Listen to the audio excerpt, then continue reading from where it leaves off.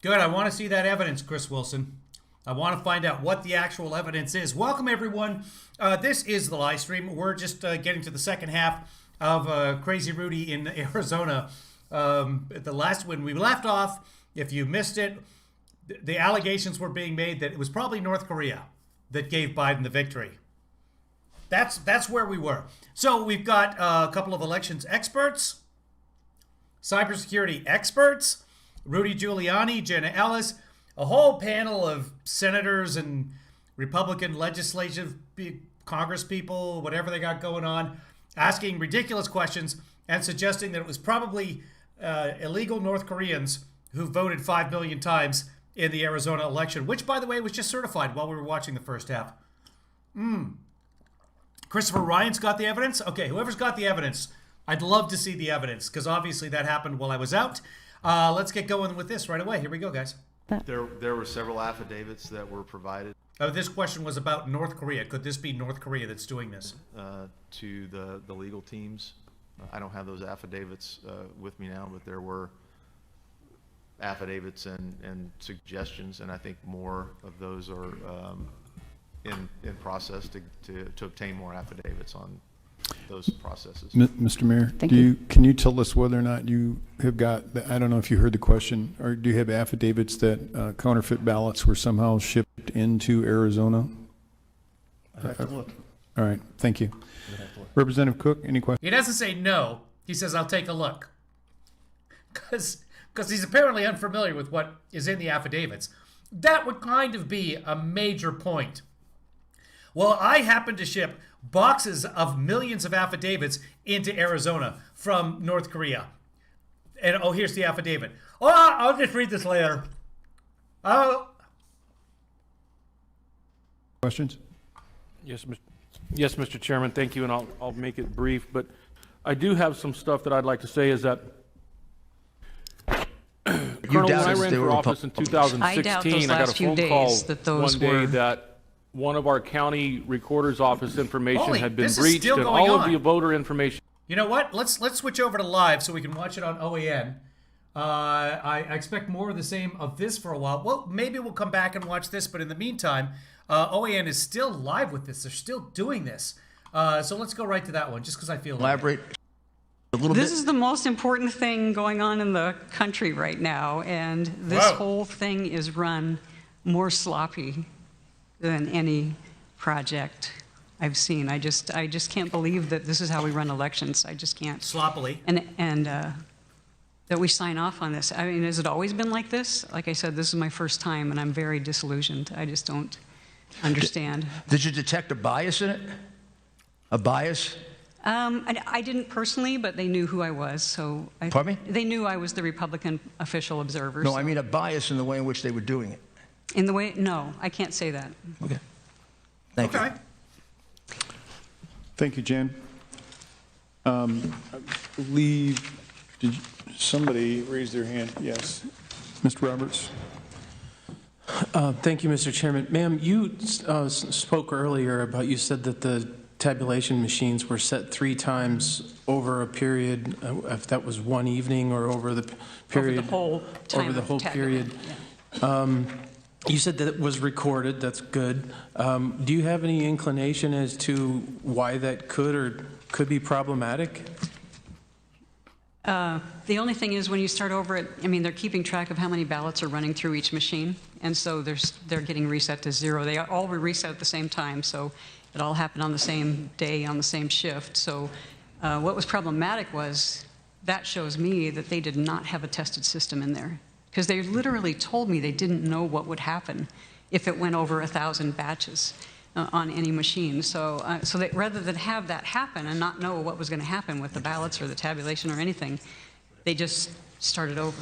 And they specifically used that term, they didn't know what would happen if it went over 1,000 batches? Batches, I think they call, that doesn't seem like the right name, but I'm losing the name right now, but 1,000 somethings going through there, so. Thank you. So if they went over 1,000 somethings. Mr. Cook? Mr. Chairman, thank you, Mr. Chairman, to that point. So how can I feel comfortable with, in what I've just heard you say and my colleague talk about? So if I get this right, they ran 1,000 batches, vote totals come up for one party or the other. Now, I don't want to get into that, but vote totals come up for one party or the other or candidates. What I heard you say is, so you document what those votes are, or they... We documented the number of ballots that had gone through that machine each shift. And so we had a number that was incrementally going up every shift. And then... Okay, so then they go to 0. Right. So is that information is put over here for what that batch is? I don't know what happened to the original. So so what I'm trying to get to is, how can I feel comfortable? Guys, did you just hear a cat? Like, there's no cat in this house right now, and I thought I heard a cat. Did anybody else hear a cat? That are there 10 batches? Are there 9 batches? Avocado. Were there 15 batches and only 9 batches counted? And I go back to what I have seen is when they were doing an audit in another state, and the woman had her video recorder on, and everybody knew it, and said, well, how many batches are there? Well, we thought we were through, but we have 6 or 8 more boxes of batches we can't find. It's rich. And that's what I'm trying to get to here in Arizona. How do we know that that wasn't the case there? Can you give me some assurance? Because I would really like to. I can't, and I don't know who could, but I will tell you what you like just this said lady. triggered another thought. The Wednesday before the Friday that we quit voting, so 10 days before they quit tabulating, they thought they were done. And then more truckloads of ballots would come in, and I'm like, how can you not know how many ballots are still out there? Mr. Chairman, I'm sorry. Would you repeat that? Yeah. They thought they were done. They thought they were done and then there was times. There was what? Multiple times. The people that were running the rooms thought they were done or almost done, or were going to be done Wednesday morning, then Thursday morning, then Friday morning. Then it went on the whole next week. And I'm like, I asked the question, I'm like, you don't know how many ballots are still left to come in? So I don't know. I don't know who does, again, process project management. On that, 0. On that point, ma'am, She asked someone who I'm didn't tracking with you, but what day did the truck show up? Thank you, Mr. Chairman, because Every what I day. heard the first time, what I thought I heard is a truckload of ballots showed Yeah. up. Okay, Yeah. just a minute. I want Right. to make sure that we capture this properly. Uh-huh. So there were trucks that showed up on the 3rd, and then the 4th, and then the 5th. And how long did that go on? How many days? Well, I wasn't there the whole last week, but I know For as they were long as still- you can recall. they How were many days? My last day was the 10th, and they were still coming in. And they're Trucks. coming from a company called Runbeck that does the high-speed scanning and printing Everything looks clear. of duplications and I think the military ballots. So now I'm getting out of my comfort level here talking about this. I don't know what they're doing, but those ballots were coming in from a high-speed scanning company called Runbeck Apparently you haven't heard of Runbeck? No, I've heard of Runbeck, Okay. ma'am. But what I'm trying to figure out is whether they printed them or they scanned them, and if they scanned them off-site, She to doesn't what know. purpose? I can't tell you Because wasn't that your She job to scan? doesn't. Why Well, would she I know? think not your job, Why? but Yeah. Did- No, all the high-speed scanning happens at Runbeck. Did the truck have any those food in it? ballots Go to Was it Runbeck. white? As far as I know, there were no observers there. I Was it don't the know. kind of white truck you I never could got called buy? to work at Runbeck. That's all I can tell you. okay, with all due respect, Mr. Cook, now we've opened up a whole new can of worms. Yeah, and again, We have I not. don't know This- enough about it to be the There the are no witness. worms. That's So, yeah. fine. And worms do not come in a can. Your observation is useful here. So what you're telling me, I'm going to play this back to you a second.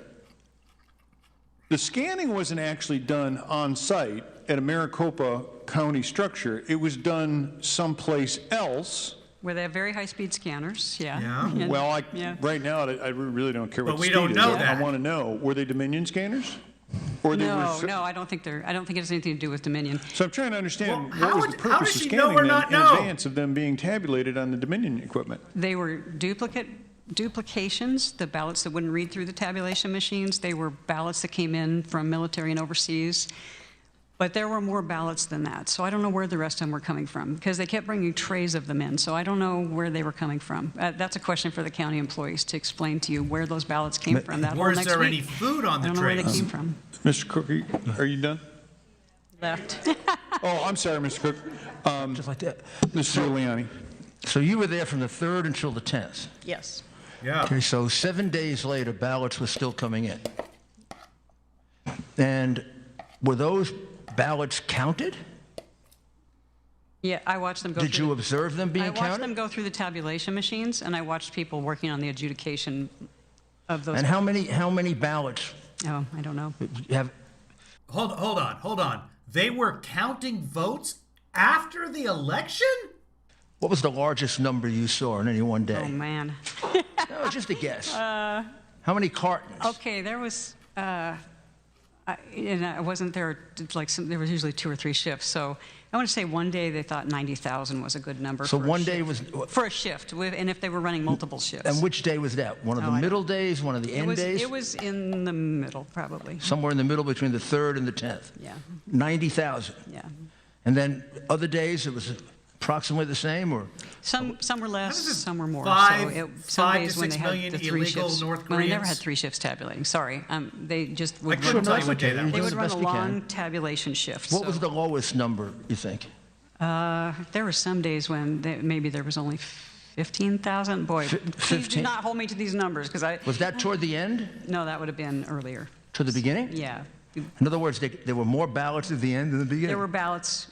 They were backing up, was what I would say. They're And what not, about- not more coming into the building necessarily, but there's a room that we could see with rows and rows of bins of These were ballots. coming in a different way? Yes, I don't know. They're Some coming come in the from back door. Some come from the mailbox or from the postal service. They all go through a couple of, they get the signature verified, then they get the separated from the envelope, and then they end up somehow in the room that I was So in. if I understand this correctly, ballots were coming in 2 different ways? At least, yeah, from the post Front door, office. back door? Well, I think they were all the back door. Oh, they were all the back door? All the back door. None came in the front door. But this group was That's 15,000 okay. That's the for a secure low, location is the 90,000 back door. for a high. And then those last couple of days when you were there, the 8th, the 9th, and the 10th, how many?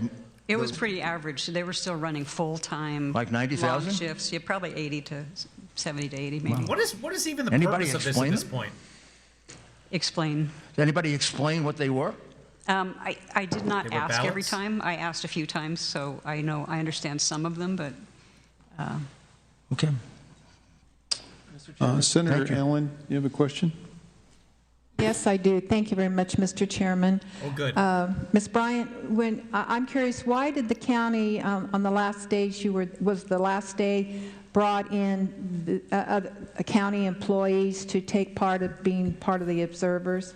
Why did they weren't observing, they were actually adjudicating, so they Oh, were doing, adjudicating, yes, okay. and I think they just needed all hands on deck. So, I mean, that was the intent, was to get the work done, finish counting, because they kept thinking they were done, and they weren't. Well, because I heard that then, because I was thinking that you were saying they were to make up for the lack of. Yes, I have one question. From what district are you? Not having Republican there. So were we Are you the tribute? short of having volunteers to go in and observe? I'm trying to do a Hunger Games reference, and I don't remember enough about the Hunger Games. But look at her. Look at this lady's collar. I always wear a giant horseshoe for good luck. In Maricopa? I don't believe so. There was always at least 2 of us in the tabulation center, and at least one in one of the other rooms, the signature verification. What the employees were doing was the adjudication work, which also requires 2 different parties to adjudicate each ballot. So you had to have at least 2 of the 3 parties to do that. So that's what the county employees were doing at the. You'll forgive me now. I have to go on a plane trip across the country. I brought my own pillow. They don't give them out on the movie flights anymore. And they brought them on just to help the backlog. Well, that's what I was thinking, Mr. Chairman, because I was thinking we should have called in more of the party workers then to come in and help rather than do that. But that's fine. You clarified it for me. We didn't call anybody in. That's, I think, the joy of this hearing. Every single one of these individuals has stepped forward of their own volition. And mothership. to be honest with you, I am. Thank you, Leslie. I'm mortified to hear what's coming out of your mouth, but I am so delighted that you have had the courage to come in here. Very few people. Freedom clap. Clap at home. Representative Roberts. That helps. just Everyone keep in remember to mind, pray. We still have got a dozen witnesses to hear, and it's 3:30. So. Sorry, and they're all really important. I just wanted to revisit what you were saying as far as You got still to have a a point dozen where witnesses. they continued to say that they didn't know where these trucks of ballots were coming from. They didn't, it's not that they didn't know, it's that they didn't know how many were still coming. Okay. Okay. I assume at this point in time, these were not early ballots in any way, shape, or form. We don't know. I'm just kind of curious Why would she we've know? been discussing Why would this, she did know anything that? stand out to you as far as these new ballots that they didn't know where they were coming from, as far as a physical appearance in any way? No. No. No. So this is Everything- the it just looked Chinese like that are doing ballots this? Just kept coming.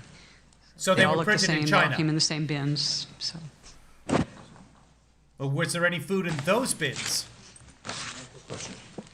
Senator Borelli. Thank you, Mr. Chairman. Ma'am, just one real quick question. I'm sorry I was out. I don't know if it was addressed yet.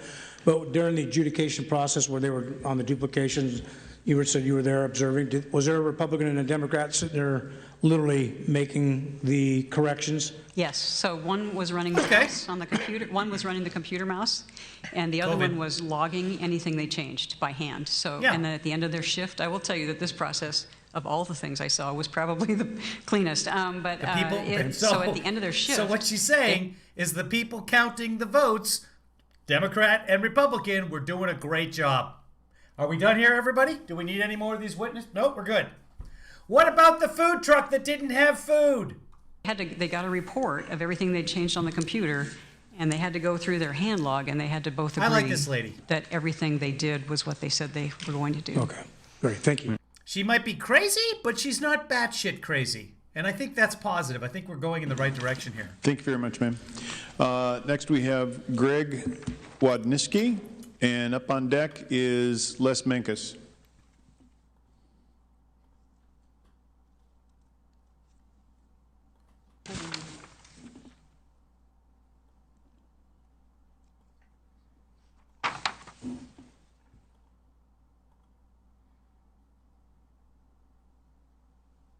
Greg, I'm very sorry for butchering your name, man, but if you would, could you properly pronounce it? Yeah, Give us just 10 seconds of what you plan to tell Give us. us 10 and if you seconds could, or less keep it of your within 10 name. minutes. Yeah, Thank you. you for having me here today. My name is Greg Wadinski. I'm obviously an American citizen and a resident of Maricopa County. Yes, a lot of people get my name wrong. It's Talk to you a little Greg. bit about what Greg. I observed as a certified poll observer, election observer down at the Maricopa County MTech facility, the Tabulation Center, as it's referred to. I'm going to refer to some of my notes, but in short, what I'd like to talk about is comments that were made to me by a Dominion employee.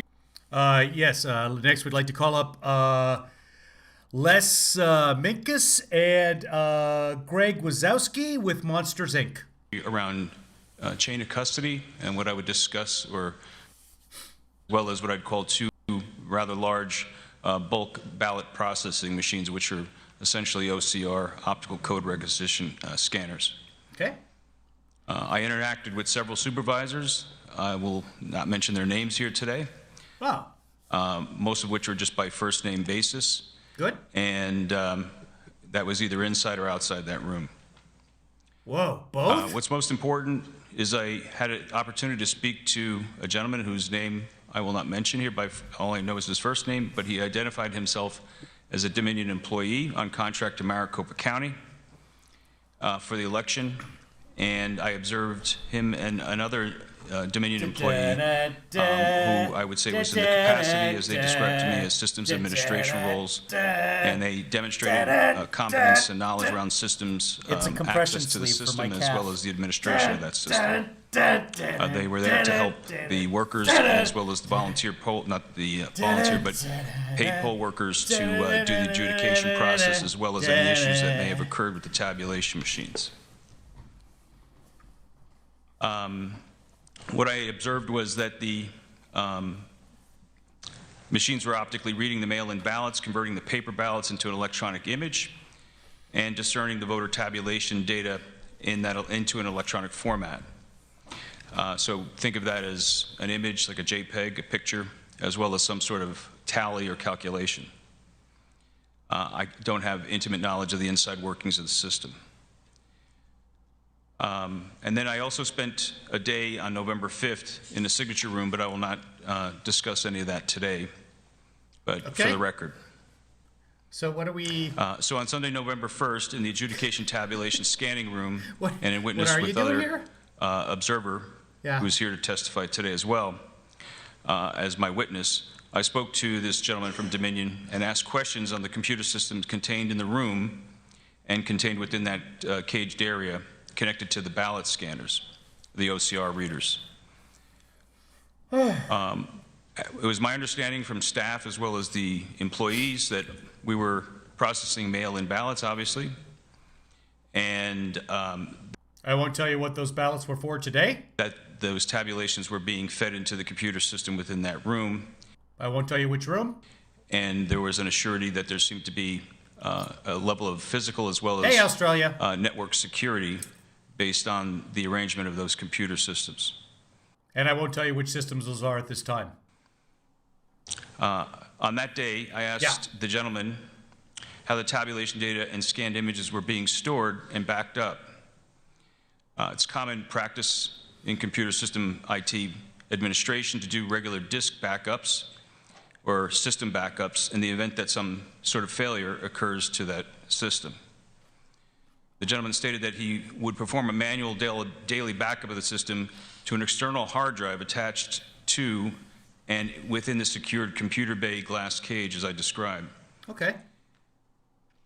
The hard drive was in a rubberized orange case and easily visible. He pointed to it and identified it. I asked what software program he was using to perform the backups. He stated Windows he was not 3.1. using an automated backup, but inferred that he was doing a simple manual copy of data to this orange disk, as I'm referring to it here in my statement. We got that. Then he said he took and made a second copy of that backup, of that orange backup, and then he reached over to his cubicle area and demonstrated a new box of hard drives that were contained in there, and he was saying that he was making a second copy of that data onto one of those fresh hard drives. Containing Windows Vista. That then led me to ask him a common question, which was, Just is tell there us. a chain of custody? Just and where does fucking that tell us. drive go?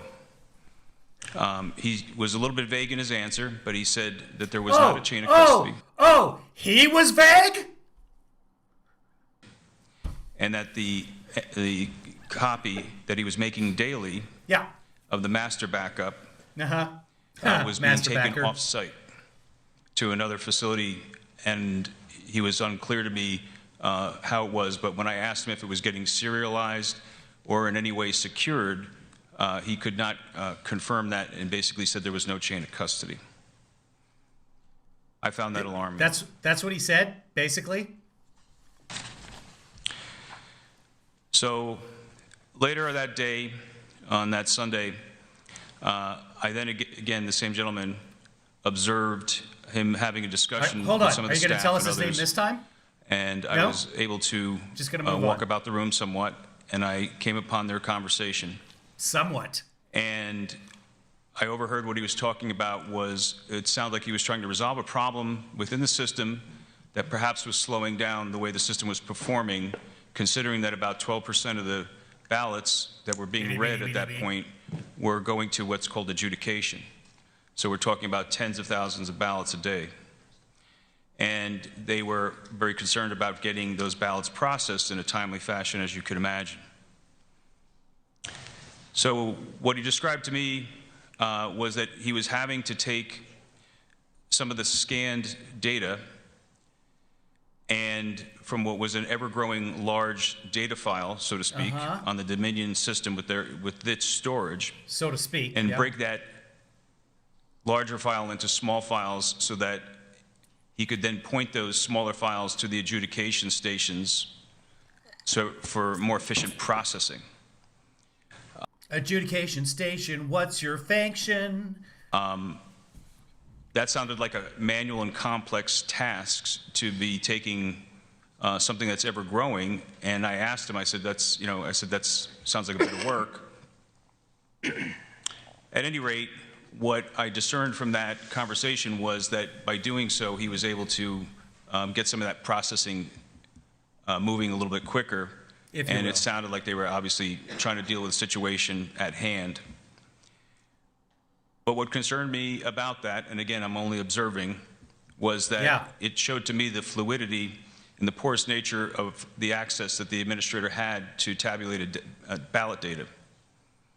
And that there was the possibility of that human intervention in the process creating a potential or non-intentional error or the potential for lost data or lost files. And or found files. And that's what I observed on that day. When I left the facility later that day,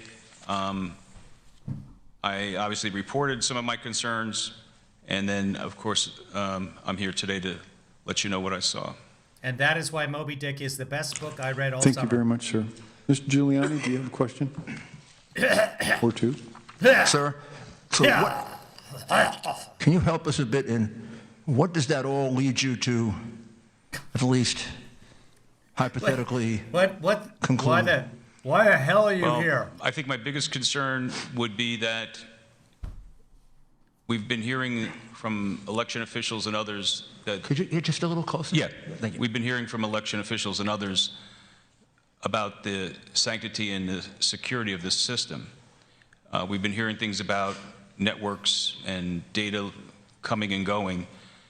And one of the most, I guess, basic premises of any kind of security would be physical security. And by having that disk drive copied and then shuffled off the premises, presumably, by this gentleman's statement, without a chain of custody, that's no different than ballots in a box, read or unread, coming and going without any supervision. So this Dominion employee... Right, but this is the backup copy, right? This isn't the actual data. This is a copy of the data. This is what we're talking about as so much in that time as far as that goes, on that day, at that particular moment, in that situation at hand. Took these with him. Is that? Could have taken them anywhere. Could have done anything with them that he wanted. Could have, because it wouldn't have made any difference. They're backup copies.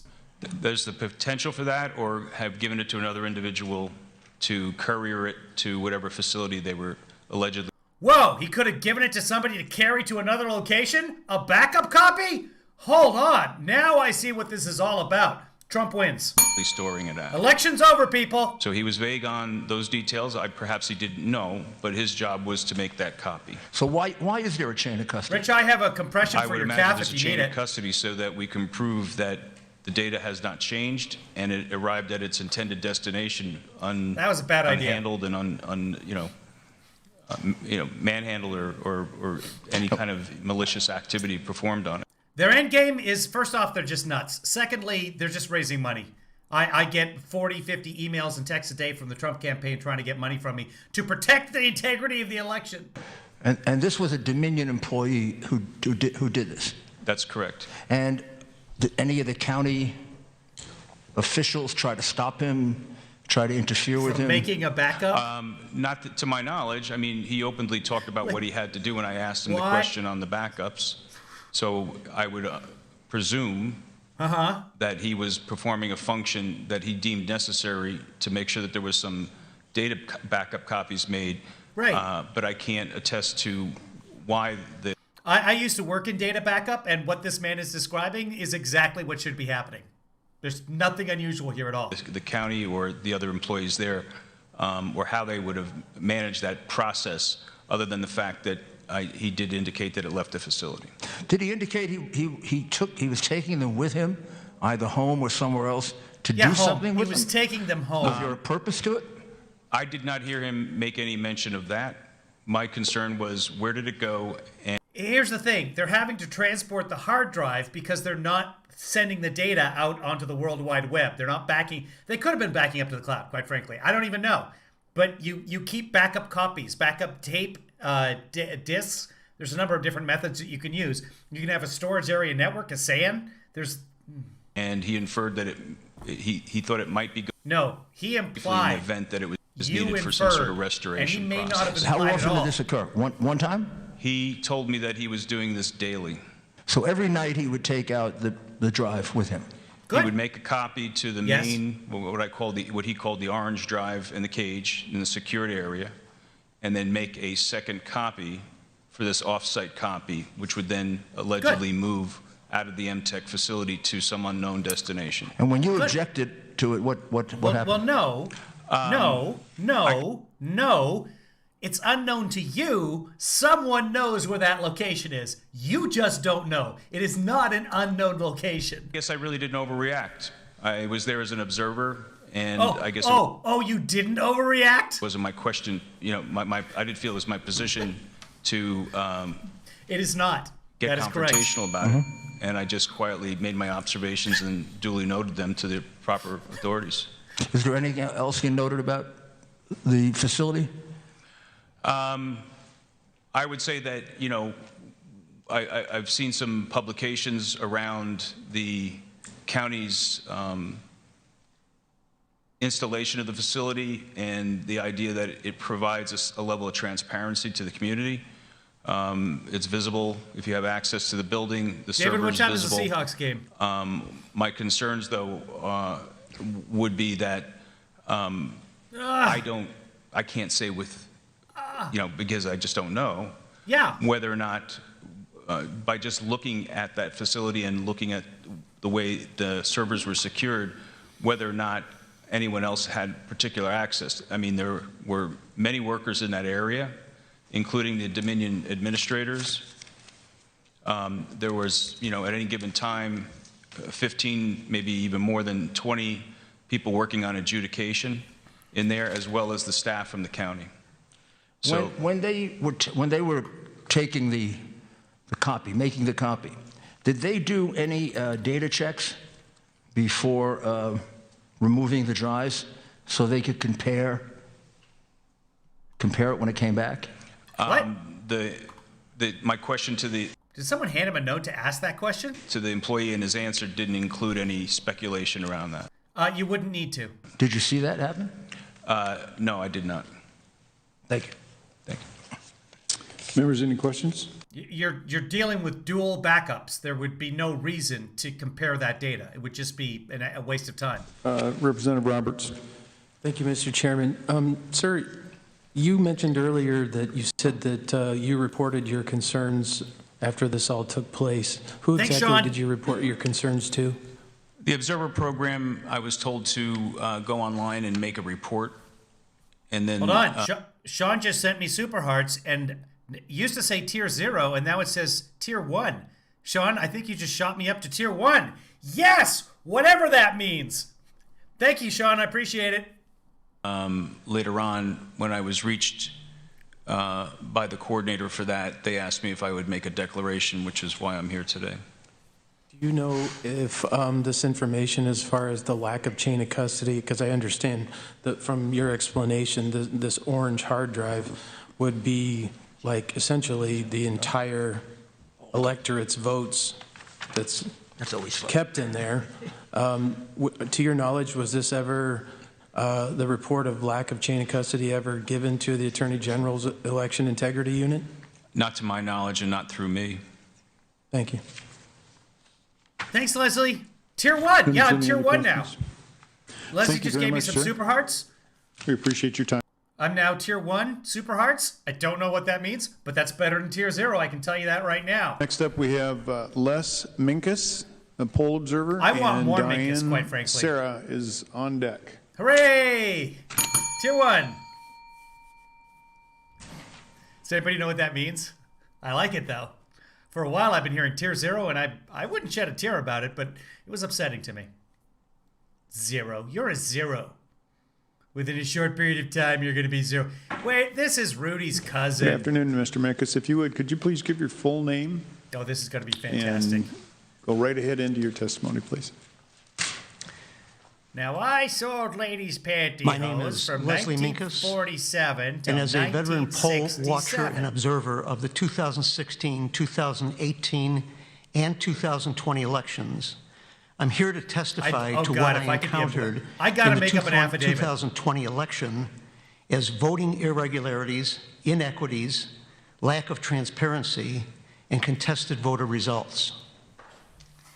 I'm also here as a veteran, a military veteran, and wish to extend my sincere appreciation to all of our military men and women that serve to keep the United States of America a free constitutional republic, a nation of constitutional laws, checks and balances. And I salute our flag. Well, there it is. There's a freedom clap. I knew that was coming. And to all of our military branches, I say, Semper Fi, always faithful. My professional bio includes 50-plus years in corporate life as Vice President of Finance, CFO, Legal Liaison Officer for worldwide companies and joint venture operations, where I traveled to 28 countries over 13 years, responsible for financial operations, do you want to tell us about the mergers and election acquisitions, or not? Are we going to... audits that were both general audits I don't know and if I can skip forensic ahead. audits, Let me see if I can jump ahead on this guy. banking, tax, and legal relationships with barristers, solicitors, and attorneys internationally. Gotcha. Following is my declaration, as well as a copy of my poll observer authorization form, which I brought with me to show you that I was legally responsible as a poll hold worker. on. Hold on. It's an orange-pink piece of paper, everybody. So... that I was thank you, required to Dr. present Leah. to poll Send me a inspectors pair, $2. at each of the poll locations where I was assigned to observe. That was after Dr. Leah's Also, been... I have a picture of the Bar Elementary generous. School gymnasium that was a polling location where I served on November the 3rd.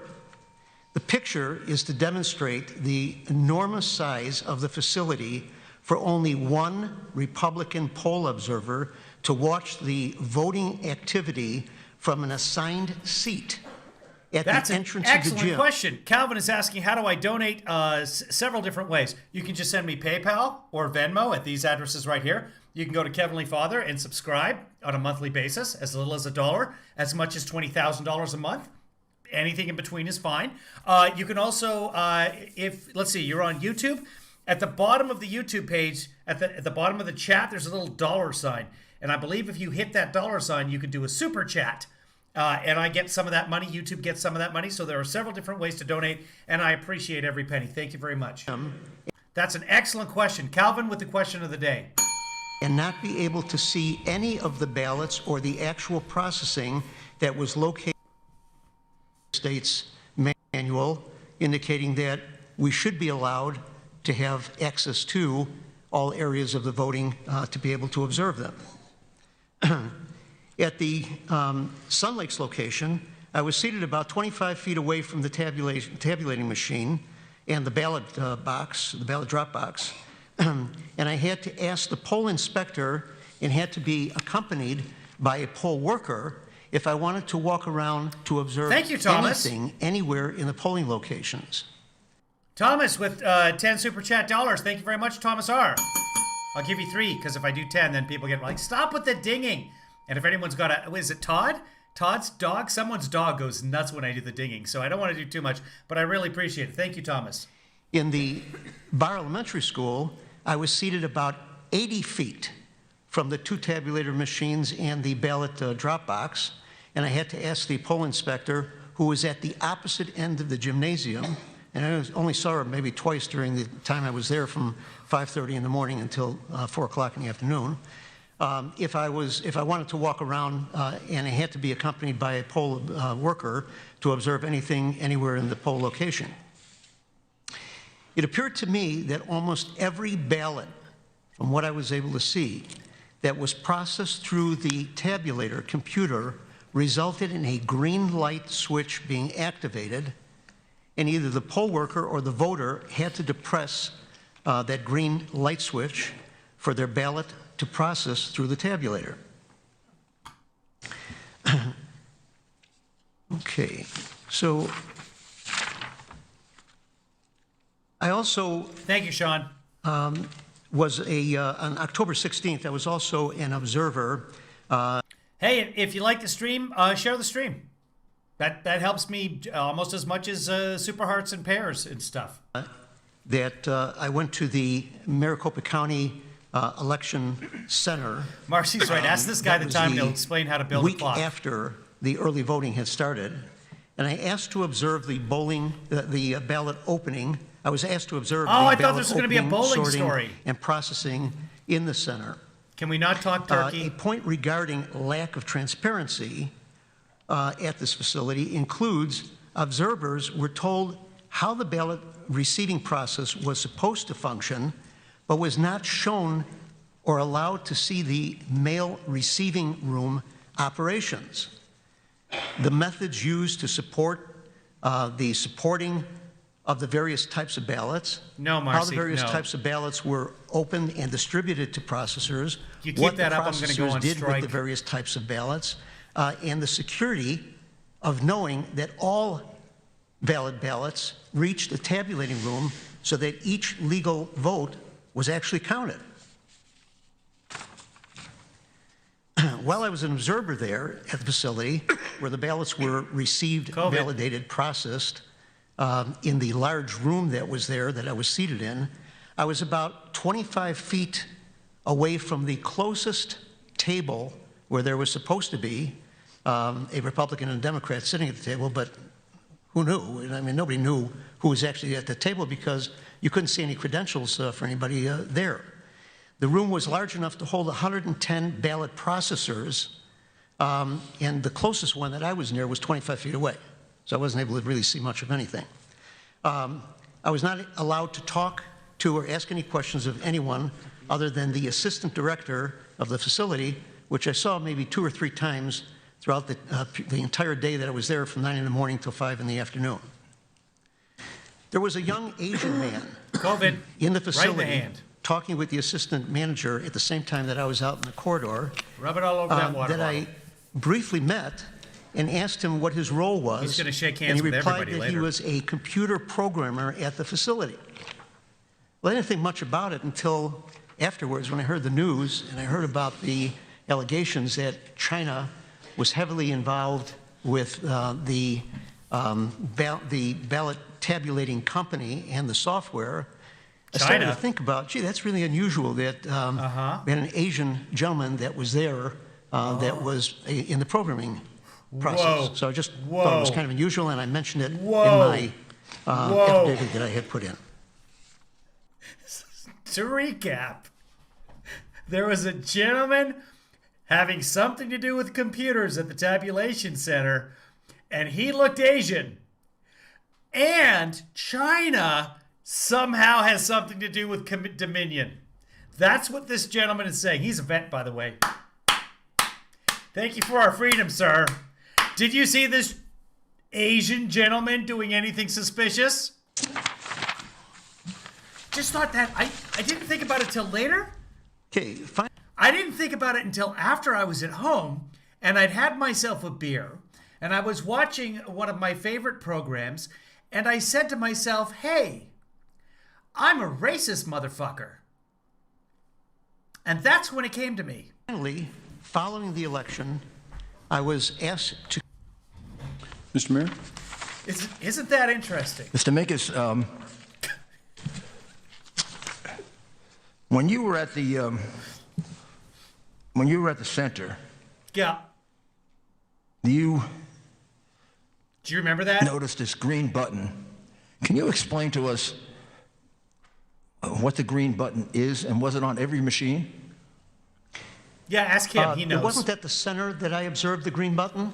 It was while I was a poll observer. But when you were a poll watcher at the voting location. At the poll Yes. Okay, well, explain to me Yes. the green button. The green button is a button that's labeled CAST. CAST, C-A-S-T? C-A-S-T. It is a triangular shaped button, and there is another LP. button that's on the machine right next to it, which I believe is a rectangular shaped button that was a You button just that walked was into used racism for today. Other issues, but it wasn't for casting the ballot. Did I read that wrong, guys? If they Did he wanted to not? reject the ballot, they push the Did he rectangular not button say China's and somehow reject the involved? ballot. And the guy looked Asian. So, as I understand it, the reason that the green And light is didn't nobody show in the up is room because gonna- the machine wasn't accepting the ballot. There was some issue with the ballot. Now, whether there was a smudge, whether there was an improper mark someplace, whether it was an overvote, an undervote, or whatever it may have been, it had rejected the ballot.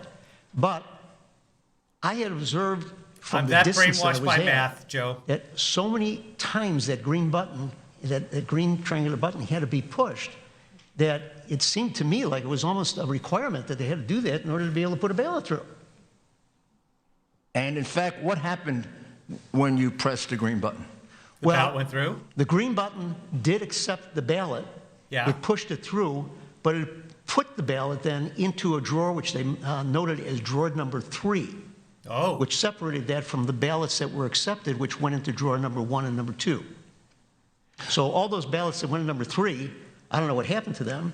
Were they put aside for further inspection? I don't know.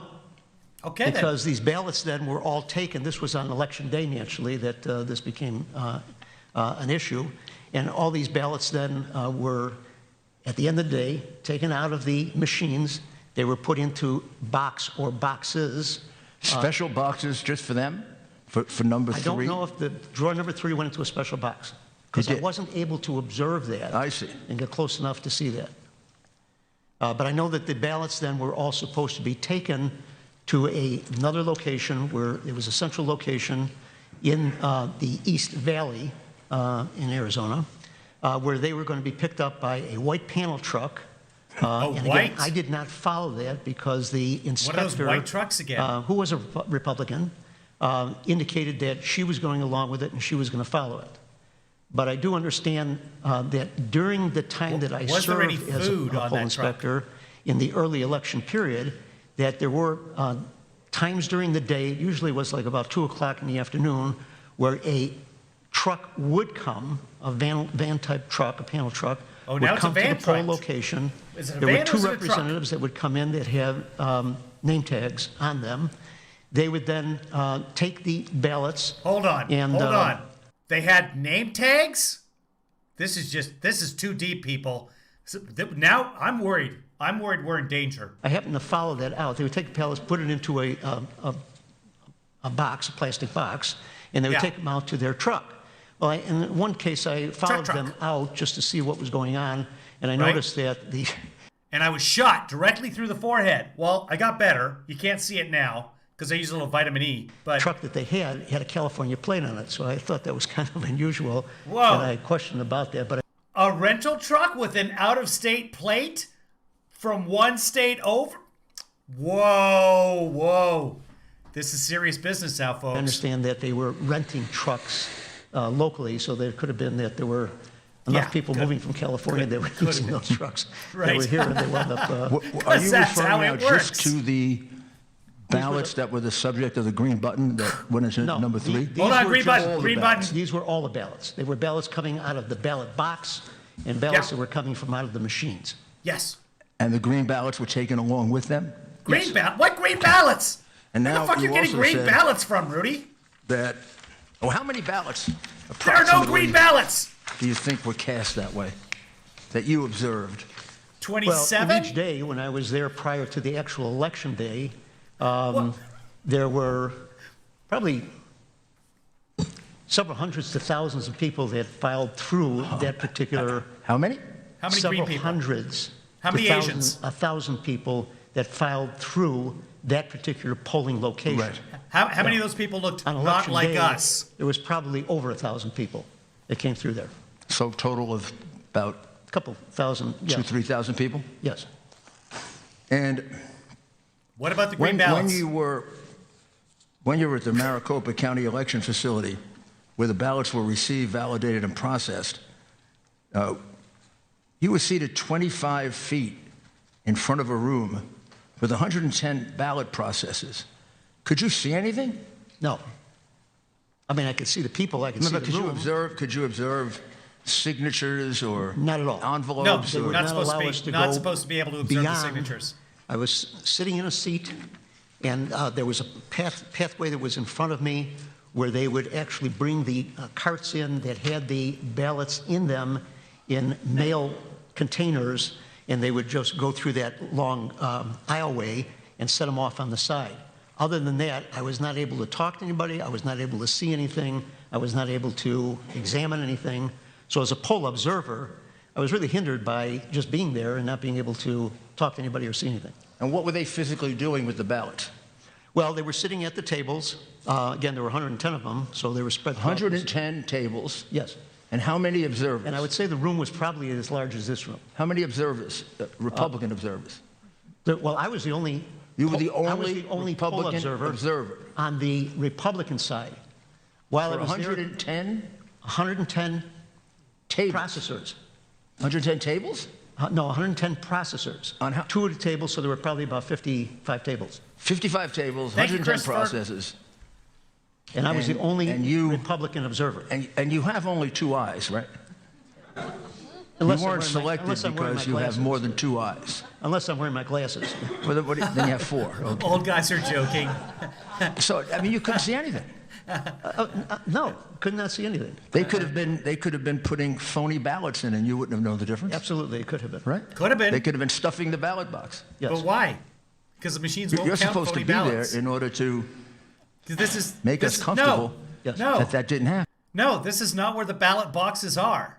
This has got nothing to do with ballot boxes at the counting facility. Yes, sir. Because mail-in balloting is prone to that kind of fraud. That's exactly right. Yeah, they could have So been they putting their completely panties in frustrated the you. boxes. In your mission You to do couldn't that. see. How many ballots? Now you have 55 tables, got 110 employees. We got one Republican, Mr. Minkus. You must have felt a little uncomfortable as the one Republican. Did you have your MAGA hat on? Yes, and as I had asked the assistant manager there a couple questions as she came in and out 2 or 3 times throughout the entire day, I had asked her how many ballots they were actually processing. She said that they had about enough to catch up? 2.8 million ballots that they were expecting to process during that election period. I think there was a 14-day period, and there would be about a little over 100,000 ballots a day that were going through there. So those people were calculating, tabulating, checking out about 100,000. They were moving very quickly. Approximately 100,000 ballots. They were moving very quickly to without get any observation by Mr. Minkus, who was the only Republican there. Exactly. No, he could see them doing it. And did you raise an issue about that? No, he could see them doing it. Because I didn't know whether... If he couldn't see them doing it, he couldn't be describing it. He's not supposed to... Observers are not supposed to be able to see signatures and who voted for who and how many people voted for Biden or how many people voted for this school superintendent. That's not the way an observer works at all. It's a secret ballot, people. Anything that was going on there was proper or not proper. I was only there for 1 day, and I was just observing to see what questions I did want to ask, of which I asked a few questions, as well as that I realized that I was not able to well, we don't let threats happen see in the room. The process Angel, coming we don't where like the that. trucks come in, unload the ballots, see what was going on in the mailroom, how they process through the ballots. It was just 1 day of that? 1 day? I was there for 1 day. And about 100,000 votes a day. Yes, correct. And then you mentioned that 35 people signed under penalty of perjury. Something about the green, yes, the use of the green button. Would you explain that one more time so I get it right? Yes. After the election was over with, the Arizona GOP had received many, many calls and complaints from voters about the fact that they felt that when they checked, their ballot hadn't been counted. So they were wondering what happened to it. So they wanted to know how they can check to see if their ballots were actually counted or what happened to them. As a result of that, the Arizona GOP had asked for volunteers to come in to make calls back to these people, these voters, to find all over the valley, to find out what the issues were that they had encountered. What I had uncovered that I just testified to was that many of these people that I talked to, there were at least 35 of them, for which I actually went out and picked up their affidavits. So I was able to talk to them not only the phone, but talk to them person to person, that they had told me that the experience they had was that they brought their ballot up to the machine, they put it into the machine, the poll worker that was there, when the green light went on, the poll worker that was there told them to push the green button. And they did. And the machine accepted their ballot. But yet it wasn't counted. Okay. Thank you. Thank you very much. Yes, sir.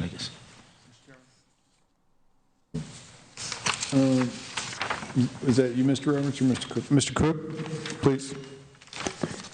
Thank you, Mr. Chairman. This is to clear something up for us here from your testimony, sir. Okay, I don't know if anybody else noticed, but there were 3 drawers and I'm confused, what do we need 3 drawers for? If, so my question is, the 2 drawers that were there, how were those ballots separated and why? Were votes for the presidential candidates, were they separated by that? For 2 drawers, was they separated for the county supervisor races? Why was there a need for 2 drawers if the ballot went through the machine, everything was good? Why 2 drawers? Do you know the answer to that? No, I don't. But if you go on to the Secretary of State's website and take off the 2020 general election manual, it tells you in there how those machines were set up, and it explains to you what those 3 drawers were. Okay, thank you. Next question I have was that, did you witness in any of your, and thank you for your work, by the way, did you witness anything like the testimony we have heard today where the lowering of standards on the site for signature verifications for any mail-in ballots, were those standards lowered at that site by any individual? I did not observe that, so my answer to that would be I don't know. Thank you. Thank you, Mr. Chairman. Mr. Roberts. Thank you, Mr. Chairman. Mr. Minkus, well, just to tack on to what Representative Cook was just asking, you stated earlier that you were not allowed to see the receiving process of those ballots. Does that include the signature verification? Is that what you were referring to earlier? I wasn't allowed to see any part of the receiving process where the trucks would come to the building, they would be unloaded, they would go into the mail receiving room. The mail receiving room should have been able to separate the ballots by whatever method they would use to separate them. They were then supposed to go through a slicing machine. And these were things that I was told, but we were not actually able to see them. Now, when you, if I may continue, when you say that you were told, because you also said something earlier that you were not allowed, you participated in 2016, 2018, correct, and now 2020. Yes. And that... Roy, he said the green button was a triangle. Let's just not get fixated on the buttons, but it's just interesting. Some things changed from 16 and 18. I assume there's always going to be some minor changes here and there. But you said that you're not allowed to talk to them, and you're not allowed to walk around the polling place, which was contrary to the policy set forth by the Secretary of State. Exactly. So were you given any reason as to why you were being told on the day of implementation of these policies why you were not allowed to do what was set forth in those policies as far as seeing the receiving process, as far as, you know, you're there obviously to observe. Yes. Were you given any, you said that you were prevented. How were you prevented? What did they say to you? And did they give you a reason as to why you couldn't do that? The inspector at each of the polling locations, after I would come in and I would show them my official credentials, they would then give me instructions, and this went on in both locations that I served at, where the inspector would tell us that here's a seat where you can sit, and you can't walk around and talk to any of the poll workers or any of the voters. And if you do want to go any place in the facility, in the polling location, that you have to ask me first, and I will assign a poll worker to you for you to be able to walk around with. Now, that's contrary to the observers' information that was on the 2020 general election manual that was put out by the Secretary of State, which said, if an observer arrives at the voting location, the inspector should, number one, welcome the observer and thank them for their service. Number two, instruct them that they can observe operations but must maintain at least a 6 foot of physical distance from voters. Number three, work with the observer to find a few optimal locations in the vote center, that allow for observation without impeding the flow of operations. That's it. But I was told by the inspectors at each location that I must ask them for permission, and they must have a poll worker walk around with me. Were you not considered a poll worker? No, no. You're a poll observer. The poll observer, watcher, observer is separate from poll worker. Okay, one last question, Mr. Chairman. So from 2016 to 2018 to 2020, again, you stated there was changes. Was there anything else that stood out in 2020 as far as the changes from your experience from the prior two election cycles, as far as new rules and things? An unfriendly environment. Okay, thank you. Well, COVID. Mr. Minkus, forgive me, but I'd like to expand on that a little bit. Unfriendly compared to previous years? Yes. And unfriendly, how so? As a Republican poll worker, which I had a badge that I had to wear that said that I was a Republican poll observer, I felt intimidated by if I was walking anywhere in the facility, even to go to the bathroom, some of the poll workers would they'd kind of be intimidating.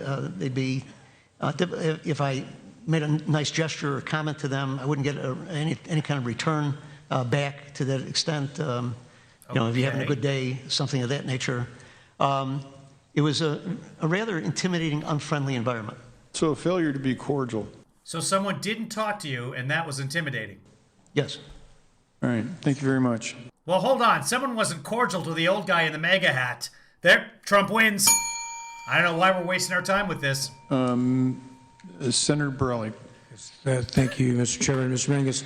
Now, were you a volunteer, or Yes, were you sir. getting paid for that? No, I was strictly a volunteer. You did that completely out of patriotism and no pay, and that's volunteer. no good deed goes unpunished, right? Now, did the Democrat poll, the other Address? folks, Hold on, your sorry. counterpart, did they have a badge I had a also? selfish motive for doing what I did, and that is to save this country. Yes, sir. Freedom clap. Now, your counterpart, did they also have a badge that identified Democrat? Some of them did, some of them didn't. So it wasn't consistent. But you They all had to come in with an identification. The Republicans were one color, the Democrats were another color. When I was at the election facility there for the short period of time that a Democrat was there, which they came in like about 2 in the afternoon and they stayed till from 2 to like 4 in the afternoon. There was a Democrat there. She was sitting right next to me. The extent of the conversation I had with her started and ended with the fact that the Democratic office in Phoenix was destroyed sometime during the year by one of their workers. And I didn't know anything about it, frankly, but I mean, she went on and talking about it like that was the only thing that we ever got a chance to talk about. So, yeah, it was an environment that was not. I didn't really feel warm as a volunteer to actually feel like I was being accepted and being welcome. Is that part of the Constitution that the volunteers have to be? One more question. You're a veteran, sir? About themselves? Am I a military veteran? Yes, sir. Yes, sir, I am. Okay. I made that. What era? I was in during the Cuban Missile Crisis. Thank you for your service. Thank you for your service, sir. And I beyond your military service, I'm sorry? beyond your military service, sir, Yes, it's sir. people like you that make this country work, so thank you very much. Thank you, sir. A lot of freedom clapping. All right, our next witness, and I know, I'm very sorry that we have, it's been such a long day and we've had a number of witnesses that have had to go to work and have had to leave. So I'm going to give you a couple minutes. If I call your name and you're not here, we'll go on to the next person, but we're going to try and work through this entire name list. The next individual up is Diane Sarah. Sarah. Is Diane still here? Sarah. All right, she'll be on her way. Oh, she's on Zoom. Well, let's see if we can find Diane Sarah on Zoom.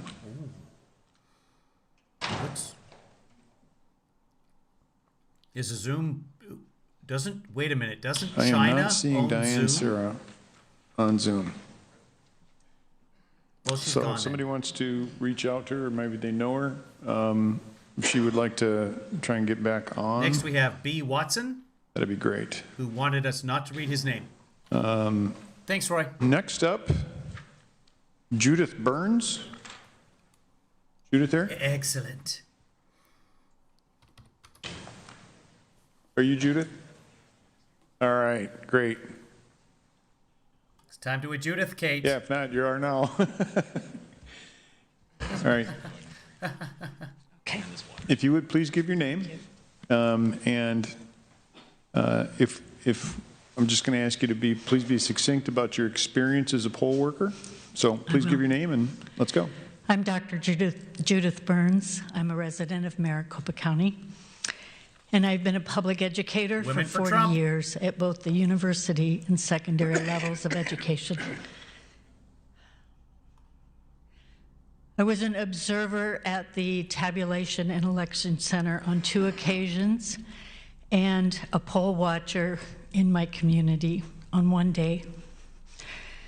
Initially, I chose to do this as a civic duty to my state and to my country. Excellent.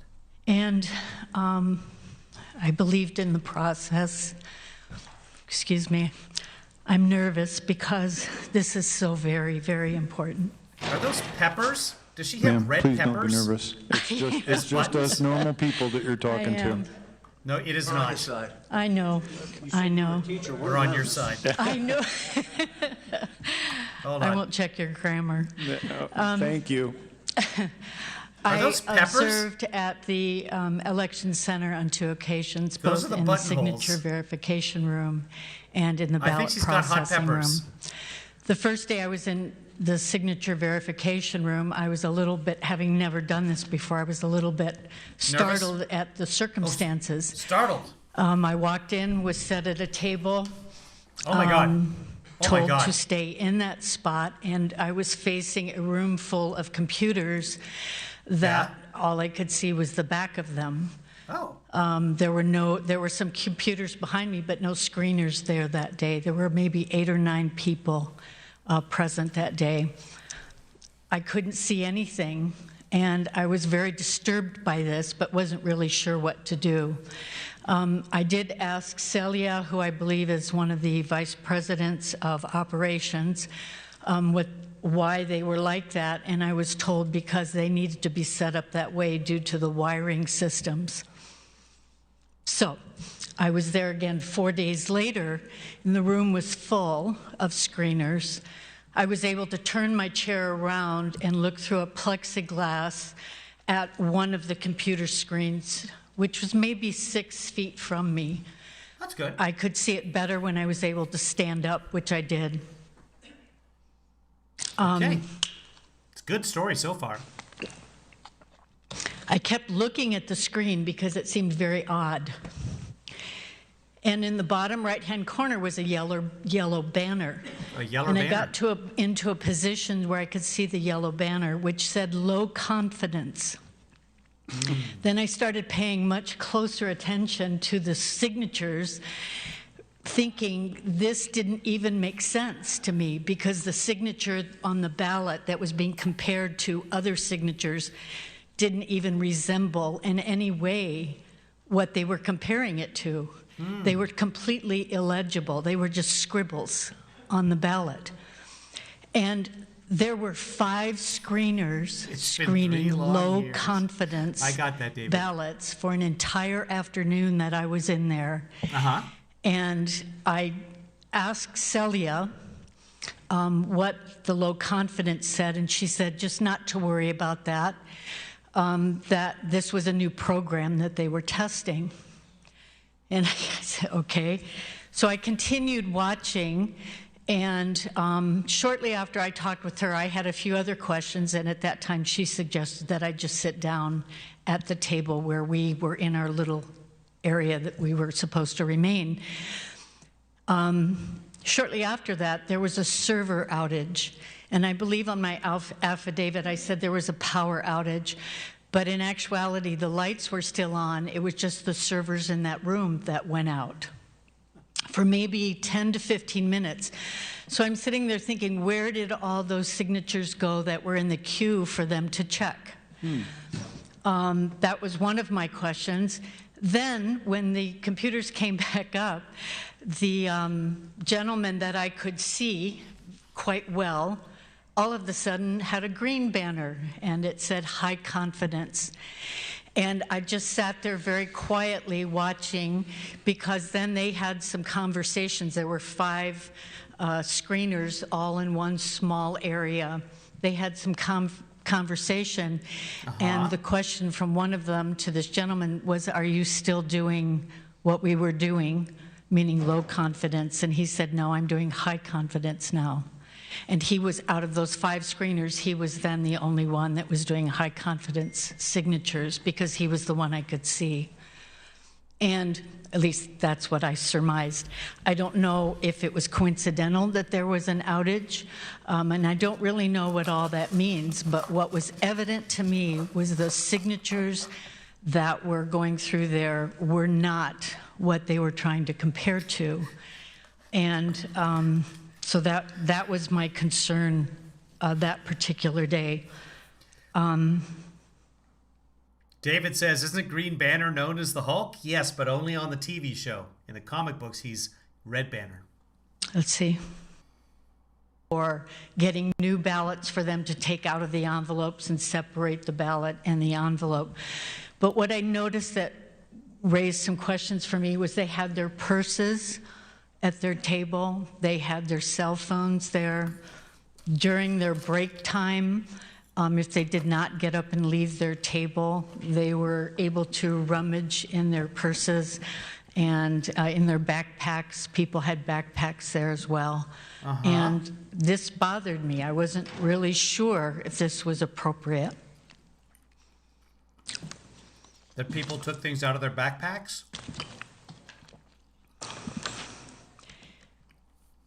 The other thing I found interesting in the whole process was when the press came in the second day that I was there. The 2 women that had been in a quality assurance role, is what I was told, that sat at tables, and I think if they had overvotes or undervotes on a ballot or an issue with a ballot, they would take to those women. All of a sudden, they were sitting at a table like this, one on each side, and they were processing the ballots very close to me. They weren't very far. They had set up a table very close to where I was as an observer. Yeah. And the press purses? was able to take pictures of us so that they could see that there were observers close to them, and they would get behind me, and they were directed that I was an observer. So they were trying to get pictures, including me in that, was the impression that I was given that by the is conversation nefarious. I was hearing. The other experience I had was in my community at the in the early voting. That's it? I got there very early, wanted to make sure I knew where I was supposed to be seated and what I was going to be able to see. And I was placed again against the wall, out of the way. Did I miss something, guys? Is there something nefarious there? That why is she here telling the story? What did I miss? So that I couldn't see anything. And when I got up to walk, keeping distance from people, and there was quite a bit of an area, it was in a gymnasium, so it was a large voting area.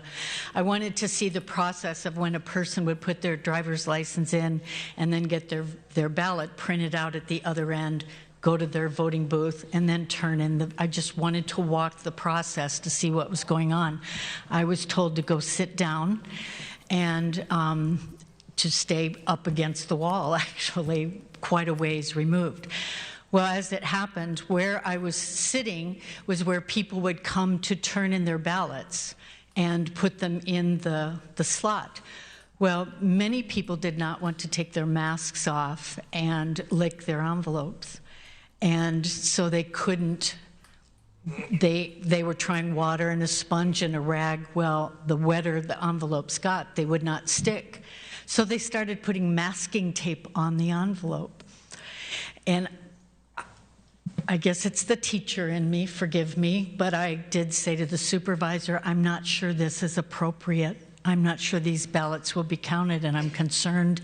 And I did call the number on the back of my badge that I was given, EDO, is that, I think that's it, the number that, and reported that this was going on.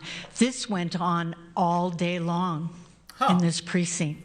There was masking tape, there was tape. Somebody had gone to get a dauber to try to get the envelopes to stick. But when I would watch people put them in, the envelope would open, and so I don't know if those ballots fell out, if those ballots were ever counted. I'm not really sure what it meant. But what I ascertained from all of this was that there were just some odd things going on, and I was concerned. I was concerned both at the tabulation center by the fact that we weren't allowed to see signatures. That is weird, though, that they've got these, they don't have self-adhesive envelopes. But why were they at an early voting center? So you put them in an envelope afterwards, and then you put them into a collection facility or collection box of some kind? That's a little bit weird. It's a little bit disconcerting. Therefore, Trump wins. It's over, folks. That I was looking at low confidence signatures and was told that those votes would be counted, and then going to a precinct and seeing that envelopes were being taped with masking tape for an entire day. And I was very concerned about that. When I volunteered to serve as an observer, I did so with the belief in the process and the system.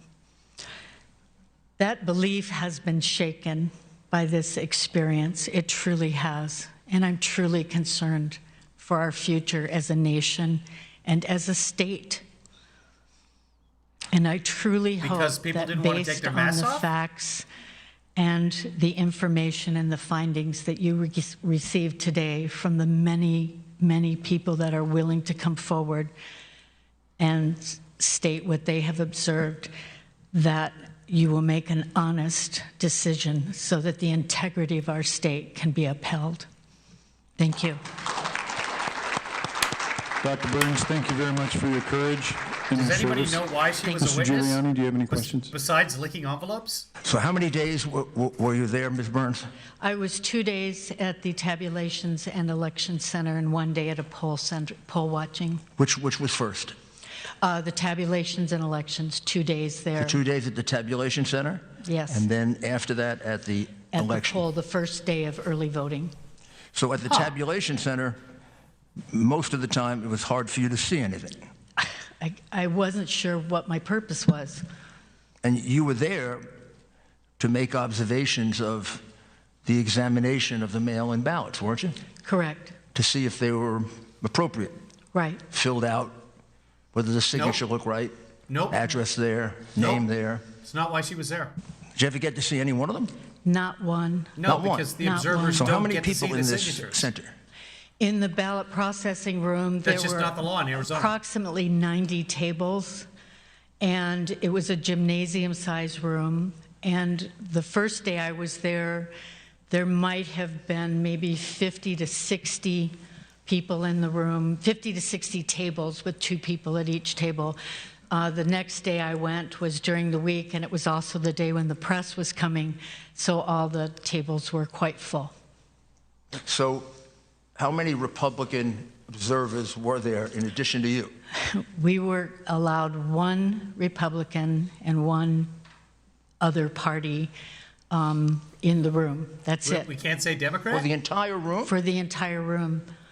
And I made the mistake after lunch of going into the room, not knowing that somebody else had been assigned to that room, and I was told to leave. And you were expected to cover 90 tables? Yes. And you were the only thing that stood between their cheating and our having some assurance that they weren't cheating. Well, no. Absolutely. They could have been doing anything to those ballots they wanted to, There's correct? people doing the ballots. They could be accepting ballots that had no signatures. Correct. They could be selecting no. ballots that had 50 of the same signatures. Right. Correct? Right. They could have been accepted. They've been trained to match the signatures against more than one source. So she's not the only thing standing. They could have been taking ballots they had written up before and put them in there. Well, I found it interesting in the ballot processing room that, and I did forget to say this earlier, tubs of ballots came in and they were all rubber banded, but they were already opened. And they would, and so that when each table got their tub of, I think it was That's an interesting 250 fact. They were all open? They were all opened. They had already been opened. And I did ask somebody, where do these ballots come from? Who opens them? And she said, they come from the mailroom. And I started to ask another question. And one question was about our limit that we were allowed to ask. When I started to ask another question, she walked away from me. So they were all open. This was sort of That's intimidation. Kind of like the approach of your governor and secretary of state. See no evil, right? Feel no evil. You know, the Republican Just ignore governor it. that So up till the now ballots came in a tub. has been a golden child. Did the other ballots come in a tub? Did ballots usually come in a tub? Well, I don't, they had been through this mail. Dave's got a quote from Trump. I'm assuming this is a real quote. I haven't read it yet. From David Mickelson. Why is Arizona rushing to put a Democrat in office, especially when so many horrible things concerning voter fraud are being revealed at the hearing going on right now? Because the governor's doing his job. Mail room. Where I'm not sure what horrible thing she's been revealed. I know that when an old man went to the bathroom, someone didn't say hi back to him. wherever The that normal was. ballot is an outer envelope. Yeah. That has the name, address, the district in which they're voting, Doesn't have the address. and a signature. Right, That's Doesn't how have you the address. identify it. right. The inner envelope is called a secure Does it have envelope. the address? There was Maybe in one Arizona it envelope. does. It was the green envelope. There are not two envelopes. There's just the one. Wait. There was just one envelope One envelope. and a ballot inside? Yes. A naked ballot inside. Not in a secure envelope. No, there were not two envelopes. Maybe correct? The green envelope is the only envelope that we have. Well, no, there's and we supposed to signed. be a There were secure not two. envelope inside. No, Because that's your ballot is Pennsylvania, supposed Rudy. to be anonymous. That's Pennsylvania, Rudy. There's a There green were envelope. not two envelopes. There was one envelope. It Well, was that may green. explain why they were open. Right. They went through some sort of a system where they opened them. But we signed the back of our envelopes, and on the front of that envelope is the mailing address to the county. Did you do a mail-in vote? There's no address. Did I personally? I hand carried mine and put it But you in. was it a mail-in vote? Yes. Well, was there an envelope you had to put the ballot in? Yes, a green envelope. Yes. One envelope. One envelope and the One naked envelope. ballot. Correct. Ballot, No envelope. Other No envelope. duplicate. And in other states that I have lived in, Yes. there So were that's two why I'm confused. envelopes. Okay. So when it came in, it was open already, Yes, and all they did was separate it. right? Did they look at the back of the envelope? No address. No, because the envelopes are, No I address. believe, are scanned in, and the signature verification room is where that number that is on the envelope coincides with the signature, and those are scanned in. So my understanding is that in the signature verification room, they do not know anything that's on the ballot. They only have the signature, and they are Yes. checking That is it correct. against other signatures, driver's license, previous voting. Did you Yes. see that done? That's what I was trying to see in the signature you ever get to see it? verification. Just that one gentleman who was doing low confidence and then switched to high confidence. And you were the only Republican doing that too. I was Okay. the only one in So that if you room. weren't doing it, nobody else was. Correct. So that was all being done secretly. Well, secretly meaning without any Republican With- observers. Right. Because the rest of the room was full. There were maybe 14 computers there, and it was full, and they were all, I couldn't see any of So them. how The many screens how were many of these swinging. ballots would you estimate went into the vote without a Republican getting a chance. We don't know how many of the people looking at the ballots were Republicans. As much as I would like to answer that, I can't even guesstimate. It was an entire afternoon. How long were you there?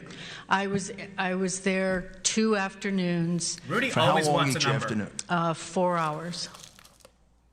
And how many ballots could they do in an hour? Well, this was interesting. Some of them would click, click, click, click without really looking at them. They would just sort of glance at it and go on to the next one and go on to the next one.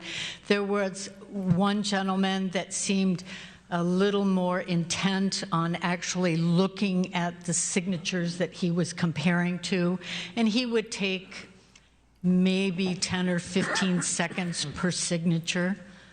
But some of them But you never saw him do it. clicking and clicking and clicking. And how many of these tables were doing it? Well, the first day I was there, I believe there were 8. 8? 8 computers, 8 different people. There might have even been 8 to 9 people. The second day, I believe the room holds almost 20 people, and it was pretty full. Pretty much 20 people? Yeah. Okay. So, were they doing 1 a minute? Oh, no, seconds. Oh, one. One every 2 or 3 seconds? 1 a minute?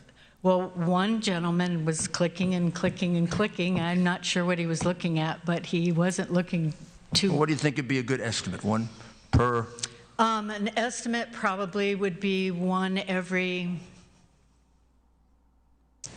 maybe 8 to 10 seconds. Okay, let's say 10 seconds. 1 per. Okay, 10 so seconds. 6 That's plenty per of time to compare a And how many signature. hours were you there? I was there 4 hours. 4 hours. He's doing the math. 4 hours the first day when you had the 8 to 9. Right. And then 4 hours the second day when you had the 20 people. Correct. And that was the day the press was there.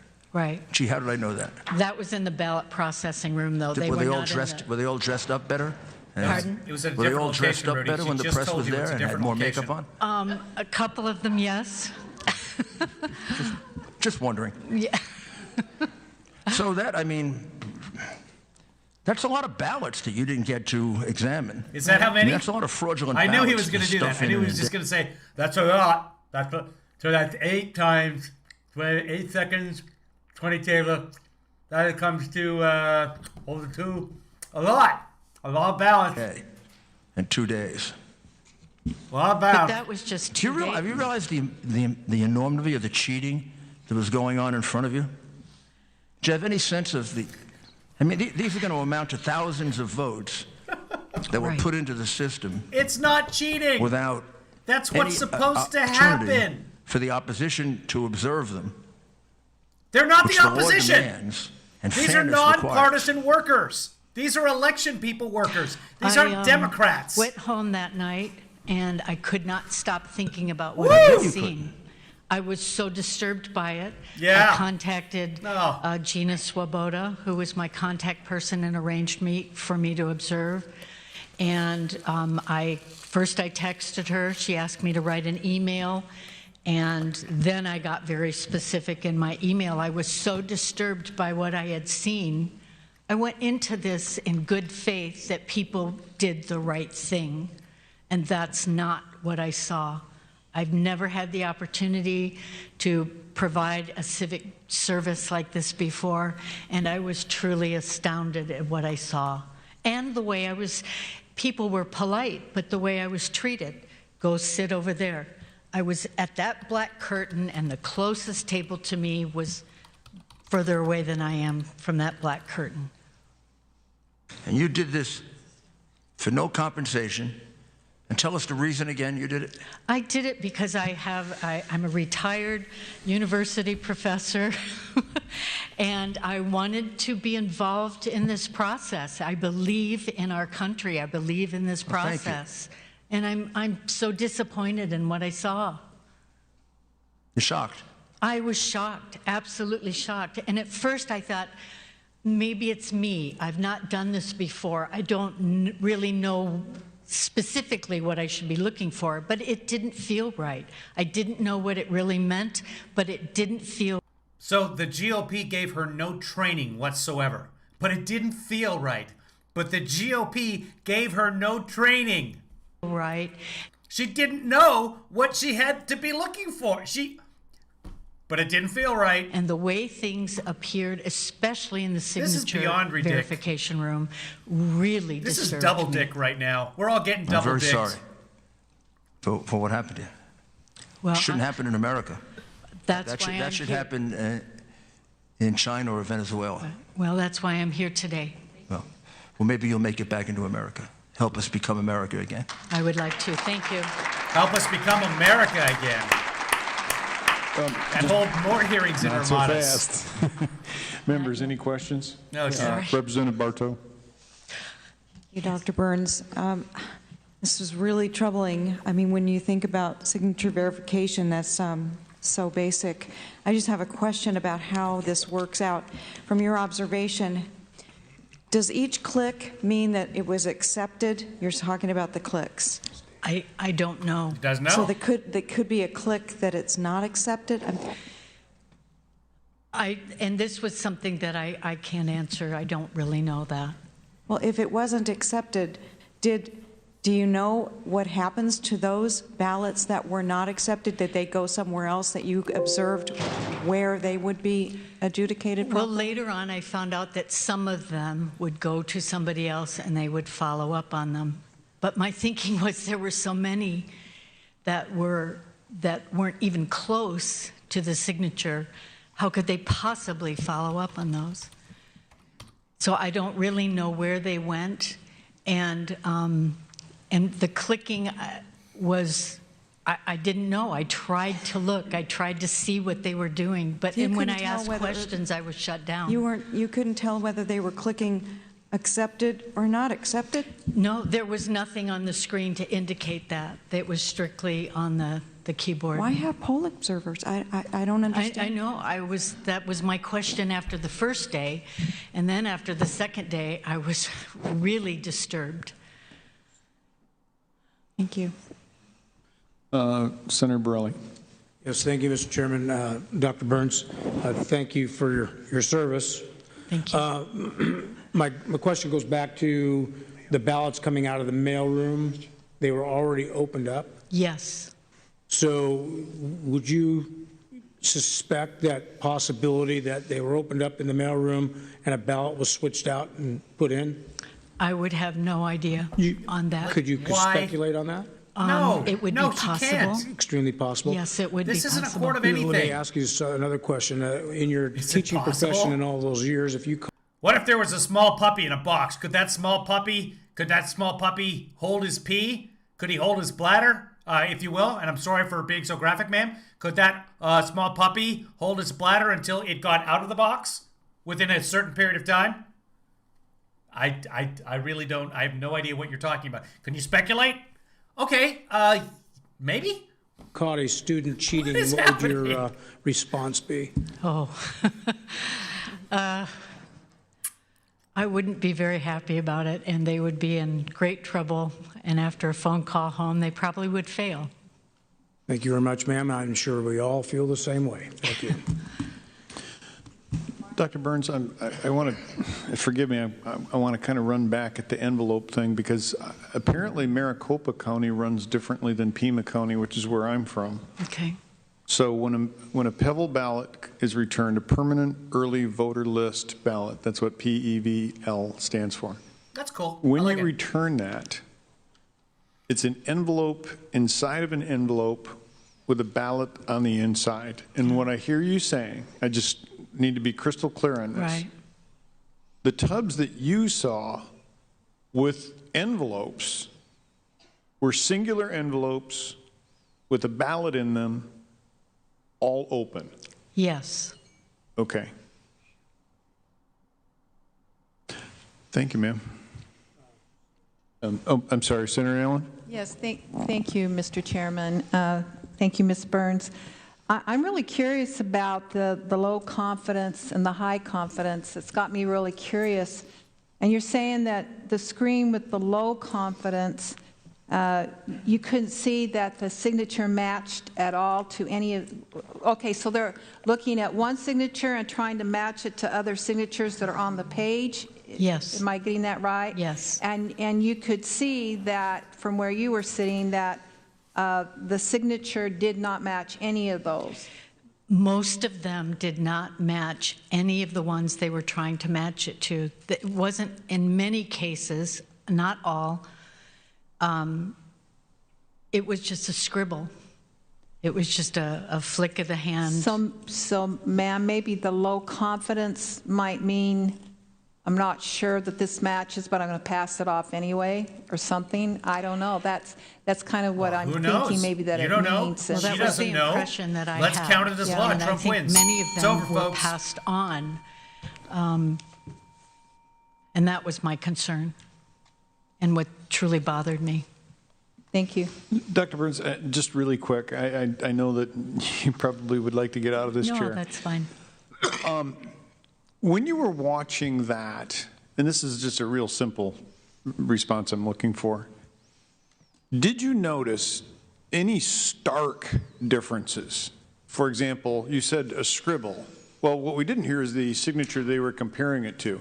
Was it so clear and convincing to you that it's like, this is a signature, this is a chicken scratch? Right. It was that clear to me on many of them. Thank you very much, ma'am. One, just a moment. Two quick ones. Two quick ones. What did you teach? I was a director of choral activities in music. Music teacher. I was hoping you taught ethics. Maybe you should now. And as you now know, I didn't teach math. Well, I don't do math very well either, but I just want to tell you I computed what you said. 4 hours, 8 or 9 tables the first day, 1 per 10 seconds. That'd be about 12,000 ballots that went in that were unobserved. The second day we had 20 people. That'd be 150,000. That's a lot of votes. It was. That's way more than the votes that decided this election. Way more. And that's fine. So if this is true, and we have no reason to believe it isn't true.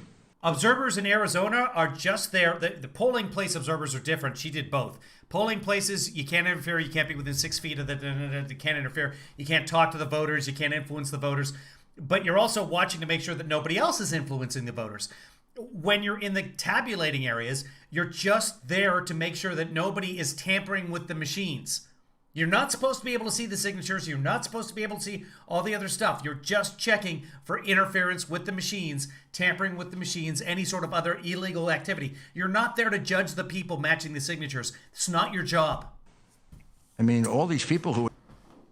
That's the law. I'm reading the Arizona Code right now. And that's when I called. I did that very early in the morning. Voting had just started, and this obviously was going to be an issue right from the get-go of voting that day. And it was the first day of early voting, so they had not come across this. People did not want to take off their masks and seal their envelopes. So within the first, 15 to 20 people that came through, I would say at least half of those, if not more, had masking tape put on them because they couldn't seal the envelope. And some tried water on the sticky part, and by the time they put water on it, there wasn't enough on there to seal it. But they just went ahead and put it in the...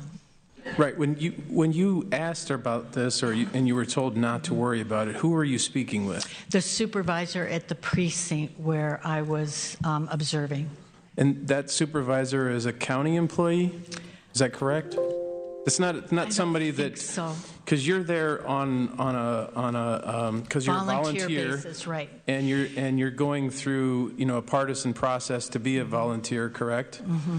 And so when you're reporting your concerns, you're talking to somebody that actually works for Maricopa County. They're an employee. It's not. She was a precinct captain, and somebody else might be able to address that more than I can. Yes. She was the supervisor that everybody came to if there were questions regarding anything or the machines when people would put in their driver's license. And there were actually a precinct captain and a precinct supervisor there. And those were the people that were in charge as far as I could tell. Okay, thank you. Mr. Cook? Thank you, Mr. Chairman. Fellow members on the panel, I just want to point out that not only this witness, but most witnesses, this is not a Republican or Democrat issue. Everything that we've talked about is about elections, and every vote counts, every legal vote counting, as we're getting beat up out there on the fake news media cycle. Oh, yeah. So all of my questions have been answered except one. First of all, the low confidence signatures that you witnessed, which were just scribbled, no matter what party, who they were voting for, yeah. Not her job. Got ran through the machine, clicked not on, her job. moved on she the has system. No idea what happened to them. Taken care of. Not the next what an thing is one of my colleagues brought up is one of the things I had is that the all ballots were open when you received them. All the ballots were open when they came in there, highly irregular. So I can't imagine anyone saying out there tonight in the news media that we are in here and there is no proof about voter integrity in elections in Maricopa County. What does that mean? Baffles me. Baffles me. What does that mean? These people have... How do you know they didn't open the envelopes in another room? Signed sworn affidavits that are saying under the penalty of perjury, this is what they've witnessed. Nothing to see here, move on. It's just nuts down here in the city. Okay, but here's the question I think that all the members should notice right here. I heard you say in your testimony, now correct me if I'm wrong, you emailed in detail to the correct people these highly irregular things that you witnessed during you volunteering for this position, volunteering, but I didn't, maybe I missed it, I didn't hear. Did you even get a response? Yes, I did. And that's, well, let me think. I initially texted, I got a response requesting an email, and then it was at that point, after the election, that I was contacted to complete an affidavit. Thank you. Thank you, Mr. Chairman. Dr. Burns, thank you very much, ma'am. Thank you. We appreciate your time. Thank you. Thank you, Doctor. I do a rant about this, but none of it matters. Like, I'm not going to get worked up about it because it's all just a show. What's up? Is Kathleen Alvey? Kathleen, here comes are the you in pony. the building? We've already seen the dog. Here comes the pony. All right. No personal insult to Kathleen, any of the ladies come over here. Have a seat. I'm not calling anyone a dog or a pony. I'm just saying this is a dog or pony show. And or. Sworn affidavit is an oxymoron. You're right. If it's sworn, if it isn't sworn, it's just a statement. If you would please give your name. Kathleen. Kathleen. Alvey. All right. Kathleen, and you're going to have to get a little bit closer to the microphone so folks can hear you. No, she's fine. Please, if you would like to tell us your story. I volunteered to do polling, and I received an email that Pima County Recorder's Office was not allowing us to be in the polls for early voting. So I ended up at the Pima County Election Center. I went on October 15th from 9 to 1. Hold on a second here. Yeah, so David reports during a Newsmax call-in, Joe DeGeneva said Chris Krebs should be put to death. It's where we are. Someone's going to get killed. I'm amazed nobody has yet. And I was escorted in by a supervisor. She kind of gave me the layout of what the different departments were. We saw offices when we first walked in, but we also saw some little cubicles. She walked me around inside the cubicle. There was one, and then behind that there was a second one, and there was a little machine there. She said this is where the duplicates got entered in, and I asked her why there was only one chair in there. And she said, oh, we don't have to worry about that right now because it's not done until the... I can't even listen to this lady. Just her voice is, I've already tuned out. To be clear, says David, this is one of the president's attorneys, Joe DeGeneva, taking to the airwaves and saying a former government official should be drawn and quartered, taken out at dawn, and shot. 20th, and this was only the 15th. So she took me into a second room, and this had poll workers throughout the entire room. She said that the door to the east of us was for where they were verifying signatures, and that I was not supposed to go in there. She showed me around the room, and then she showed me a chair and said, this is where you can sit. And I said, well, how can I observe if I'm sitting? And so she allowed me to walk up and down the aisles of people and observe what they were doing. Mr. The Chairman? first hour, Excuse me just a moment. Would it be all right if we just took a short break? sure. Because we have somebody who wants to make a statement. Oh, I'd be happy to Oh, is it accept Trump? that Is Trump statement, calling in? Mr. Trump's calling Mayor. in! And he's probably confused about the time. Well, there's a lot of people that happens to in this state. Thank you. Is it Trump calling in? You want to use your phone? Come on. Yes, it is. Trump, All right, so Trump, Mr. President, Trump, your line Trump. is connected. Yes! Well, thank you very much. I've been Crazy watching time! these, and they're fascinating. Yes. Incredible, and I want to just thank all of Freedom clap. The Lord is my shepherd. He is on the phone. Very brave thing, and I know some get heat, but I will tell you, many more get praise from the American public. We got 74 million votes, 11 million more votes than we had in 2016. Still lost. We were looking to get about 68 million votes, and we said that would easily win. Well, we got 74 You were wrong. million votes, and getting above that Still number lost. even could hit 75. Still lost. But we got still not 74 left. million, and we didn't win. No. But I know that we won Arizona, and we won Michigan, No. and we won No. Georgia. Wow. And we won Pennsylvania, and we won Wisconsin. But what they did is they played games, and games like nobody's ever seen before. This is the first time Reindeer games? Republicans or first time anyone has fought back.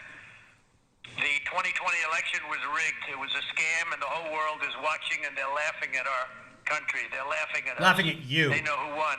Specifically and we you. won by a lot. Watch, I'm the world. The poll watchers were thrown out of buildings or put What? in very far away distance. They were throwing people out of buildings? In numerous of the states. Numerous you of the have people states. that came in to vote, and they were told, I'm sorry, but you've already voted. We've received your ballot. No, I never voted. I'm very proud to vote. November 3rd, I'm very proud to vote. No, we have your ballot. And they would go in and they would sign a complaint, and in some cases they went home and they cried. They've never seen anything like it. We have thousands. Well, if they cried, you win. You get to be president. That walked in.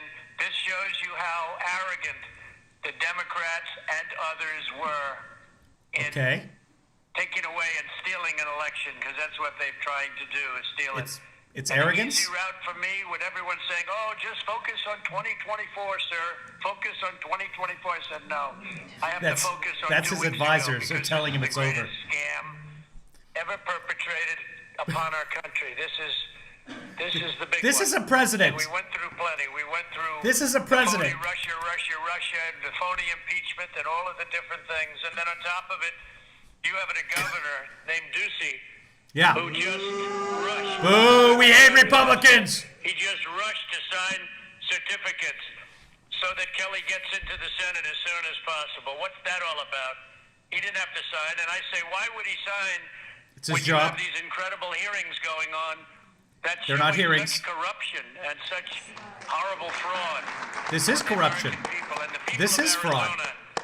So you have to figure out what's that all about with Ducey. He was doing his job. Fast enough. And I just say that I want to thank you. We're going to win this thing. We're not giving up ever. We are not. We will never give up. There's never been anything like this.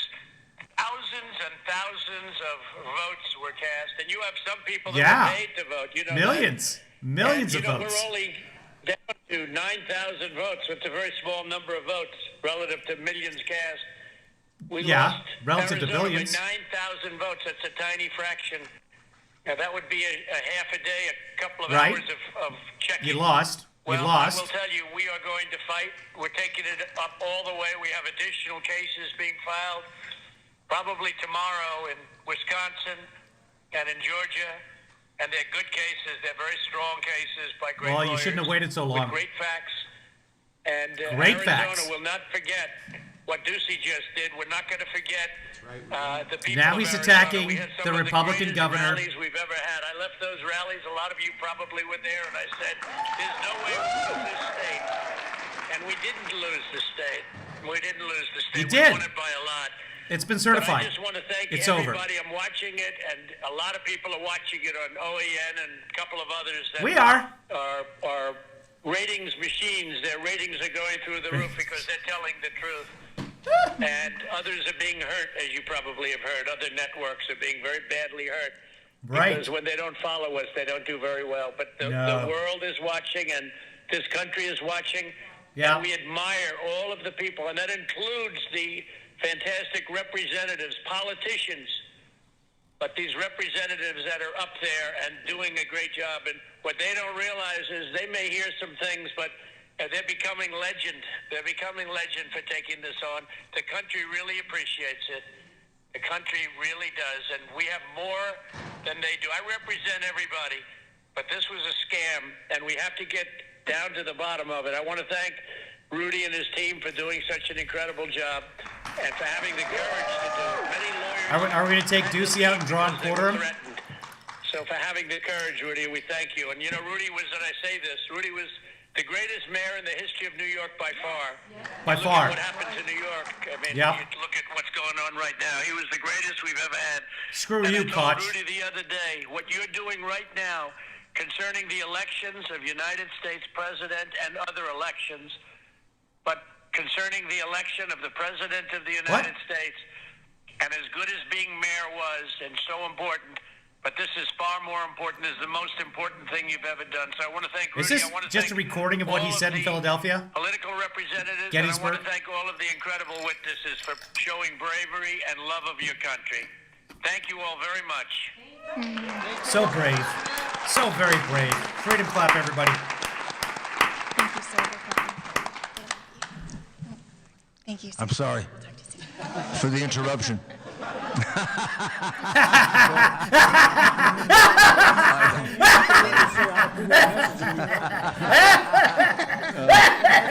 So, Mr. Mayor, now that we've been upstaged seriously, Yeah, oh yes, yeah. we would like to thank the president. I think that was that's what this team needed to hear. Thank you.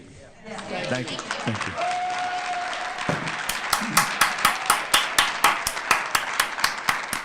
Now, Kathleen, no pressure. So please proceed with your story, ma'am. Okay. Well, I was observing Oh, the God. different tables, and the supervisors didn't stop me whatsoever. I walked up and down the aisles for all the 4 hours that I was there. After about the first hour, I noticed that there were a lot of ballots that were coming in that were being removed from envelopes that were faxed in.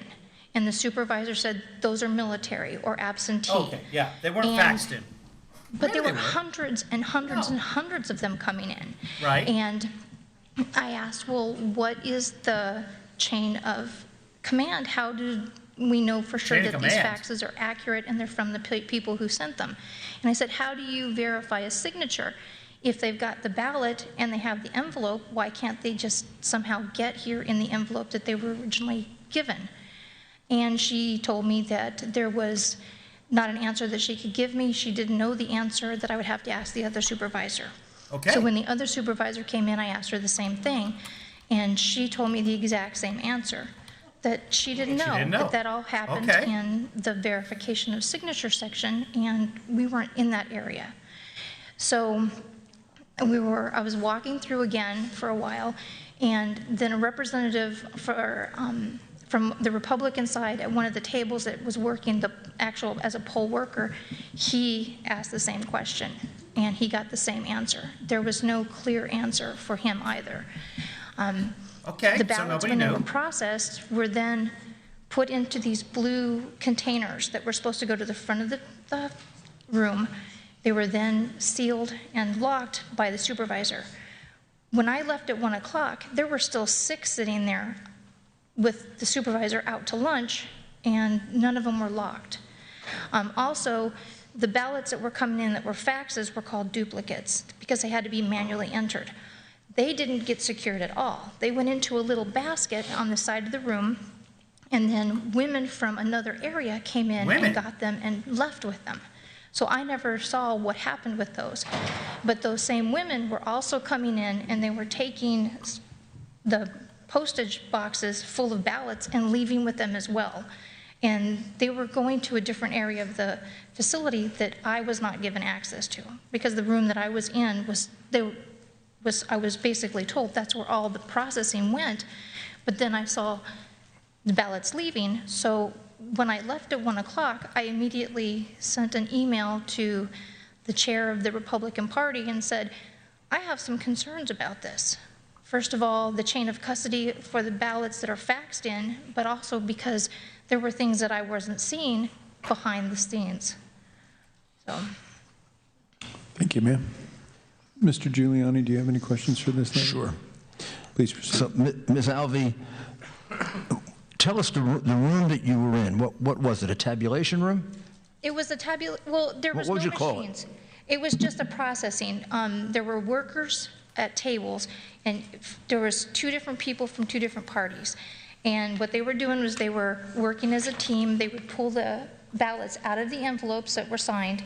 They were putting the signature envelopes to the side, and those went back in the boxes. But then the ballots were laid out flat. If there was any questions about it, if it was ripped, or if it had a signature, or if there's any kind of default on it. Like, there was one gentleman who asked, because it was done in marker, and the supervisor told him, oh, it's okay. There's no problems with using markers on this. And she said, just send it through. Yeah. And so he just processed it regularly. Other than that, at the other end of the room, though, there were people who were not taking ballots out of envelopes. They were just counting ballots.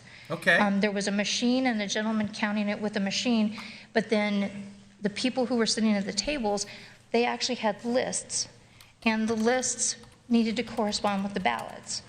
So they would have a bundle of ballots, they would check the names. If it was all correct, they'd bundle it back up and put it back in. There was one woman who didn't have a ballot that matched her list, and she was walking through the aisles looking for like boxes, because each of the ballot boxes that came through from the signature areas were labeled, like B1, B2, B3. So she was looking for anyone who was tabulating or working with the boxes that had a B5 on it, because there was a misplaced ballot from that. And what day are we talking about? October 15th. October 15th. So this is early voting. Correct. Yeah. Was that the only day you were there? That was the only day I was there. And all right. What were you there? What were you told you were there for? I was told I was just there to observe, just watch, make sure that everything was on the up and up. When I first went in there, I did oversee a class for new poll workers that came in. Oh, okay. So that I would kind of have an idea of what they were doing and how the process was done. I noticed, the nice thing that I noticed was there were no pens in the room. So I didn't see anyone using a pen on any ballots at that point. Right. It was all like Sharpie or markers, colored markers, like highlighters. And there were red pens, but the red pens were for the duplicate ballots that came in. They were supposed to be numbered and isolated by precinct on a piece of paper. And then those went to, like I said, the basket that then left the room, and I don't know where they went after that. Where were the signatures being verified? There was a room to the east of where we were at, behind closed doors, and that was a different section. Did you get to observe that? No, ma'am. No, sir. How many Republican observers were there? Well, the room was divided half and half of all different parties. So there were, at one table, there was a Republican and a Democrat. There was a Republican and independent. I saw a Democrat and a Green Party. I mean, each table had 2 different people, 2 different political These were tables after the envelope had already been examined. Then all the, well, in a different room, right? Right, that was done in a different room. So who was observing that? Do you know? I don't know. No, why would she know? I did give a list to Thomas Lane of all just the had people who were somebody supposed to be observing through the whole election time. So you don't know if there was observation of the signature verification. This is the evidence, Kathleen. I don't know and what then happened. After the signature verification, the ballots were brought into your room. Correct. There was large trays of ballots that were brought in. And in your room, they were being counted. There were some being counted off to the right of the room, and then in the area, well, I was able to go into both, because I was able to wander. And what else were they doing with them other than counting? Well, they were counting, and then they were removing it from the envelopes. They were being removed from, they hadn't been removed from the envelopes already? No. No. Okay. Most of them were cut open, though. So all they had to do was reach in and pull out the insides. Okay. And then you complained about this. Well, I complained not necessarily about this. I complained about the chain of command or the chain of custody that all of these faxes, because there were so many, and I questioned that because I wasn't sure. I mean, because I could be in Michigan and I could fax something to Pima County and it could be rerouted anywhere through any fax. And how do I know that it didn't come from Afghanistan? No. Right. So it goes that was my to concerns. the number that you're calling. So, and I was told by the chairman of the Republican Party that a lot of people come away with frustrations like this because there are no good answers unless you're there watching and you know exactly where the faxes are coming from. How many ballots were processed during this? How long were you there? How many hours? I was there for 4 hours. How many ballots do you think were processed while you were there that you didn't get to observe? I don't know. I just want you to close your eyes with me. Just close them. Count the number of people in Michigan right now. How many people do you think are in Michigan right now that you can't see? Because the boxes that left the room. How many ballots are there that you didn't observe? She didn't observe them!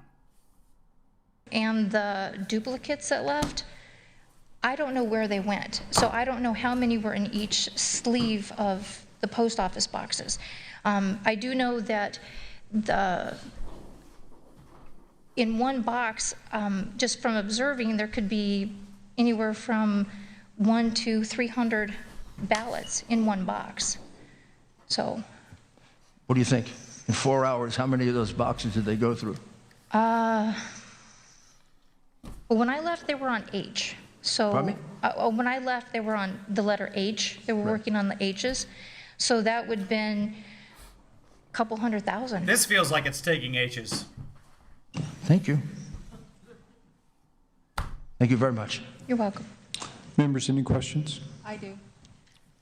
Representative, or I'm sorry, Senator. Allen. Yes, I just want to say that you're a hero, and thank you for bringing America back. Talk a little bit more about the duplicates. From the duplicates, or they think there's something wrong with the ballot so that it wouldn't process, so that then they go and they make another ballot, another duplicate ballot. In that process, and you said, though, that was there a lot of those duplicates? Yes, thousands of them. Thousands of them? Yes, they were, at one point, that's all that they were processing, were the faxed ones. Well, the faxed, okay, the faxed ones were saying they were from the military, and then they would go and make a duplicate of that to run through the thing. But here's what my concern is, that my concern is, how many days does the vet say you have to keep that on?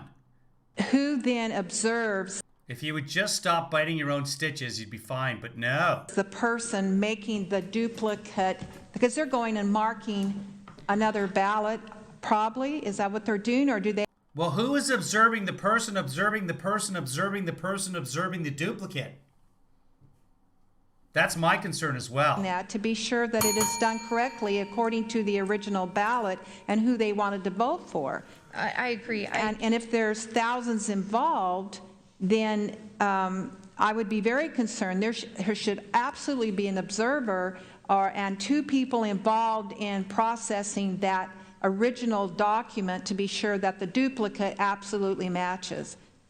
And we've heard some of that today, and so that's my concern. And you just have no idea then how they process that. No. If only you were a member of Congress and this could have been addressed back when you could have somehow done something about this. If only. This lady should run for office, but not run very quickly, because just the wind coefficient coming back into that, because she's not going anywhere. No, like I said, all the duplicates were put in. Oh, she's gone. Yes, It's indeed. magic. And then after Mark Lowe, Linda Brickman. She's or a maybe brick. Linda Brickman now, and Man. Mark Lowe's no longer here. She's mighty, Okay, mighty. Mr. Lowe appears to have left the building, so. Do not know the words to that song. Sprickman. 10,000 times I've heard that song. I'm sorry, She's Mrs. a brick. Sprickman. Man. She's mighty, mighty. I don't know those words. What does he say there? Oh, dear. Oh, dear. Just give your name and let us know what you know. Right. Yes, my name is Cruella You're going to DeVille. need to get really close to the mic because people have been saying that they can't hear us. Okay. Okay. How many dogs went My into name making is that Linda hat? Brickman, and I want to thank you, all of you, legislators, chairman, and Mr. Mayor, for letting me come forward and be able to speak today. Effective November 12th, 2020, as the first vice chair of Maricopa County Republican Committee, the MCRC, by operation of law upon the resignation of the chairman, I took over the performance of the chairman's duties. She had a lawyer help her with this, and her lawyer is her husband, so we're good. I was notified by Ray Valenzuela, Director of Elections, that the logic and accuracy LNA certification of the Dominion voting systems would take place. Here comes the crazy. On November 23rd. Yeah. With limited notice, I was later notified the date was moved to November 18th, 2020 at 10 a.m. There will be about 11 issues that I need to share with you today. For a little background, I arrived at Maricopa County Tabulations and Election Center, MECTEC, prior to 10 o'clock a.m. for what was supposed to be the morning turnaround inspection of the Dominion software and equipment. However, it took some 8 hours before the two formal LNA certifications were completed with mixed results. I was listening to you, Bruce. We began Joanna. in the BCC or tabulation room where the Dominion software and machines were set up ready for actual testing. I knew at that moment all the puppies must be mine. There are about 8 or 9 regular versus high-speed machines set to tabulate all the numbers from the test ballots. As part of the SOS, or Secretary of State's Elections Office, the LNA certification, and one mainframe computer plugged into the wall, and a computer technician's workstation with a desktop computer to transfer results from the individual tabulators and into the server. This mainframe machine that I observed was to calculate all the test ballots and add up the zeros to give a grand total of all 8 or 9 machines that totaled the ballot count, supposedly equaling 0. The problems that occurred almost from the start with the SOS certification. What? For example, a number of the ballots could not be read by the tab. Does anybody else know what she's talking about? Like, did that make sense to anybody that they all have to add up to 0? And can we use her hat as a lazy Susan? Tabulator machines. At least one or more of the tabulators broke down and portions had to be replaced. Incorrect information had been inputted into each tabulator earlier that morning. And the wrong files were loaded up into the mainframe by the computer technician, and neither the SOS Secretary of State staff nor we got SOS by now. That's the 8th time. Or the computer technician were able to quickly resolve the problems. Instead, we were all alerted that it might take an hour or more to work things out. So we all adjourned at 2 o'clock to take lunch. At approximately 2 p.m. For lunch, we had finger sandwiches, complete with what I can't think of the. Oh, what do the rich people have in England? Something crust, something butter crust, crescent, water, cucumber. Come on, what am I thinking of, people? I asked if the problems were resolved and what Scott had Atlas is gone, Roy? Instead, I was informed that the machines were not crumpets. calculating Watercress! And all the machines had to be Thank you, shut Marcy. down Marcy's now my during favorite. the break, during the lunch break, and reset. And they were going to Watercress start sandwiches. on a brand new test. About an hour plus later, the I don't know ballots what's were going run on. into My the brain is tabulators gone. and printouts of the results in the form of a cashier's tape were received by me and others. Then the memory sticks from each tabulator were removed and handed to the computer technician for loading into the server, along with other relevant files, as we were told. Watercress sandwiches. Cut in Printouts triangles, were then no generated crust. by the Dominion server, and county chairs from the 3 county Ruth Ann, thank you for political that. parties, as well as other observers, began comparing the individual voting totals tabulated for accuracy. Once completed, the county chairs were asked to fill out and sign the certification for the SOS LNA. As per Ray Valenzuela, the Director of Elections, and other observers, they were asked to sign if they insisted, but only as an observer capacity and not in an official capacity. Then it came time for us to sign the certification.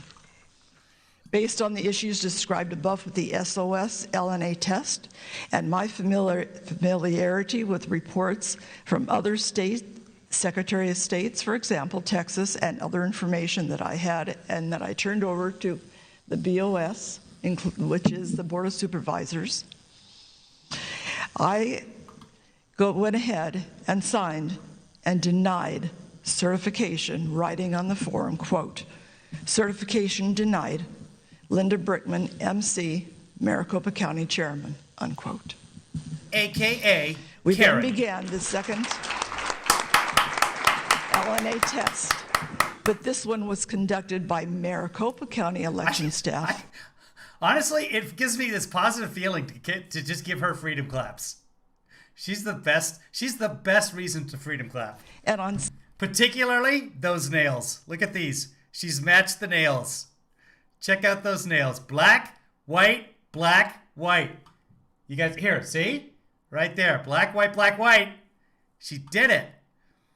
Cruella DeVille. Separate for the SOS test. Oh, and darn, we results skipped ahead. Review. Plus my lack of faith in the second LNA test. Hold on, did anybody We could catch what see the SOS stood machines, for? She didn't but say we it could that not time. see or observe the software behind the machine to confirm She's what had discount really Cruella. gone on. As a veteran She takes county off her hat, elections it's half worker black, who half white. actually worked the election both during the August primary Hail Hydra. and the general from 10/19/20 to 11/11/20, working on signature verification room, I need a piano right duplication here. room, adjudication room, ABC room, and the hand count audit. Hash Let me share browns. at least 6 irregularities that I personally observed. Number And one, refused. Did she just pass gas? signature verification standards were constantly being lowered she by just passed gas. supervisors in order to move more quickly and process the higher amount of early and mail-in ballots from approximately 15 points of similarities, where you see a rounded L. Look at the length or a of those straight fingers. line. A number of different similarities that we were told there may be an hour process of trading prior to all this beginning. Wow. From the 15 points of similarities, reduced to a minimum of 3. I cannot wait until Rudy asks her how many people are in Somalia right now. None. Just pass each signature verification through, we were told. Too many rejections have already been turned in and reviewed. We need to were move told. more quickly. We were told. This is not the way an election should be run. No. Where's the integrity? This is not the way an election 2, should be run. 2. alleged That was signatures 1. and challenged signatures on envelopes 6. where Here we the go. signature was completely different from the person and the name as a listed voter. These were let through and COVID. approved by supervisors. So the ones who signed the envelopes were not the actual voter. Oh. But these were allowed to go through with Maricopa County verified, stamped on the outside of each affidavit envelope. That is not the way to sign 3, an envelope.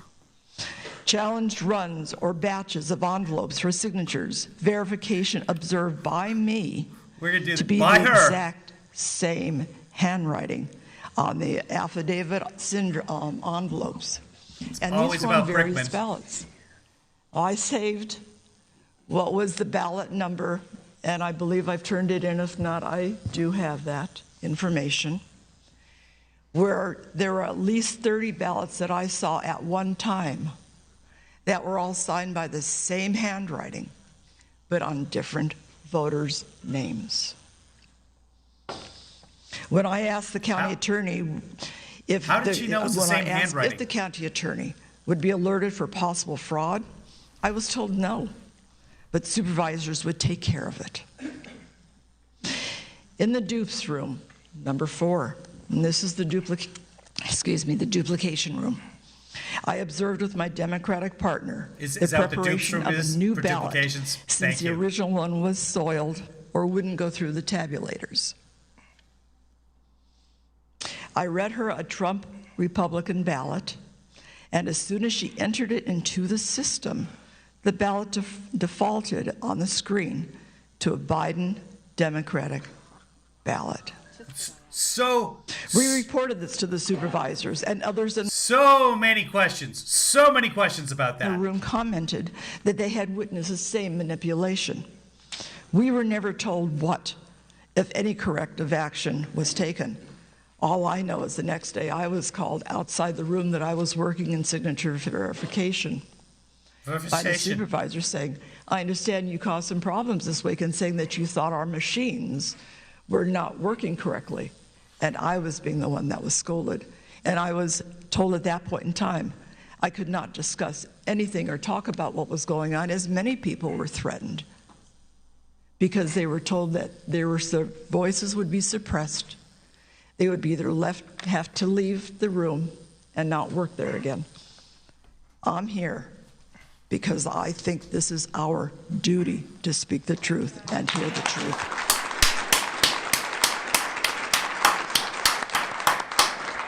Number 5, election office observers. Yes. When it became apparent that more and more early and mail-in ballots need to be processed, I mentioned that the current roll of the number of observers per party was not adequate.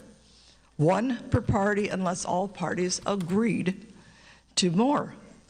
And since the governor refused to call the legislature into session, for whatever his reasons, that's been the way and little incentive since for the Arizona Democrats began. to agree to a higher adequate number.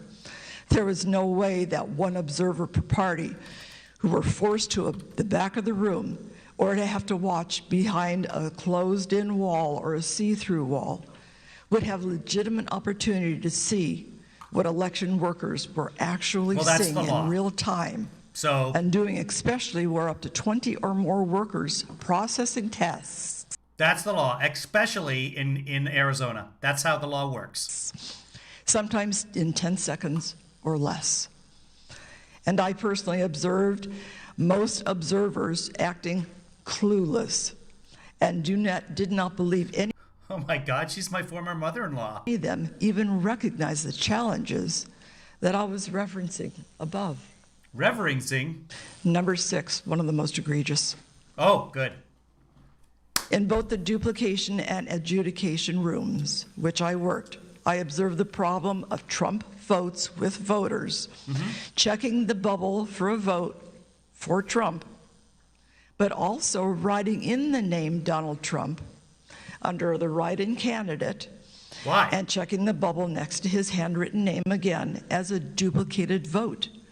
And this would continue on as an overvote, which means no vote was counted at all, despite the policy having been changed to allow these overvotes. Thank God. Supervisors contradicted their own policies where the intent was clear.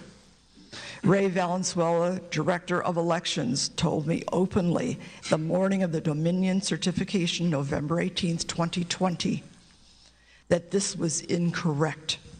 The supervisors were terribly mistaken, and as an adjudicator, I was instructed incorrectly that these many votes should have been counted and not turned away as an overvote. Well, then you should have read the rules. Chairman Fincham, legislators, Mayor. Chairman Fincham? I am here today, again. What's a Chairman Fincham? Not as an expert in the Dominion software, but I'm here as a voter in Maricopa County who wants to hear and speak You're not allowed to vote the twice. truth, even though myself and many others have been suppressed to speak before you now. I bet she is There should be integrity in our voting and our voting electorate. Voting is not a right. Voting is not a privilege. Voting is a right. Voting is not an option. Voting is a right. Voting is an obligation. No, for it's every not. legal American That is not true. citizen. It is not. It is a right. It is not an obligation. God bless America, and God bless Donald Trump. Shit brick house is not correct. Voting is not an obligation. Thank You do Mr. not have to Brookman. vote. Just You one do not point have of to vote twice. clarification. You mentioned Ray Valenzuela. Breaking news, and this is big, guys. I was right. I was right about the lyrics to Brick House. It's just mighty, mighty. She's a brick house. She's mighty, mighty. Just letting it all hang out. That's what the words are. Mighty, mighty. Anyway, that's enough breaking news. Yes, sir. Is this the same Ray Valenzuela that stood before the Maricopa County Board of Supervisors and told them that no dead people voted? I'm sorry That no dead people voted? I cannot answer to that, sir. I don't know. All right. Actually, we need to have another witness for that I don't believe is here. Mr. Giuliani, do you have any questions for Mrs. That's Brookman? great. Thank you, Yoshi. Mrs. Brookman, I would like to ask you this as the head of the party in Maricopa. Mr. And Giuliani, could you take the microphone out Imagine of your you've been mouth, involved please? in Republican politics for a while? Close to 30-some, 40 years. Well, Thanks, wow. Yoshi. I don't Thank you see very much for everything your in the chat. dedication to the party. She's so This proud. is really in the nature of advice. She's so What? proud. She's waving. She's dancing. Let me She's ask doing the it proud this way. dance. I have this feeling that if I were representing a Democrat president, Yeah, Democratic. and this was a Democrat governor and Democrat Democratic. legislature, Democratic. and I called up with a third of these allegations, Yeah.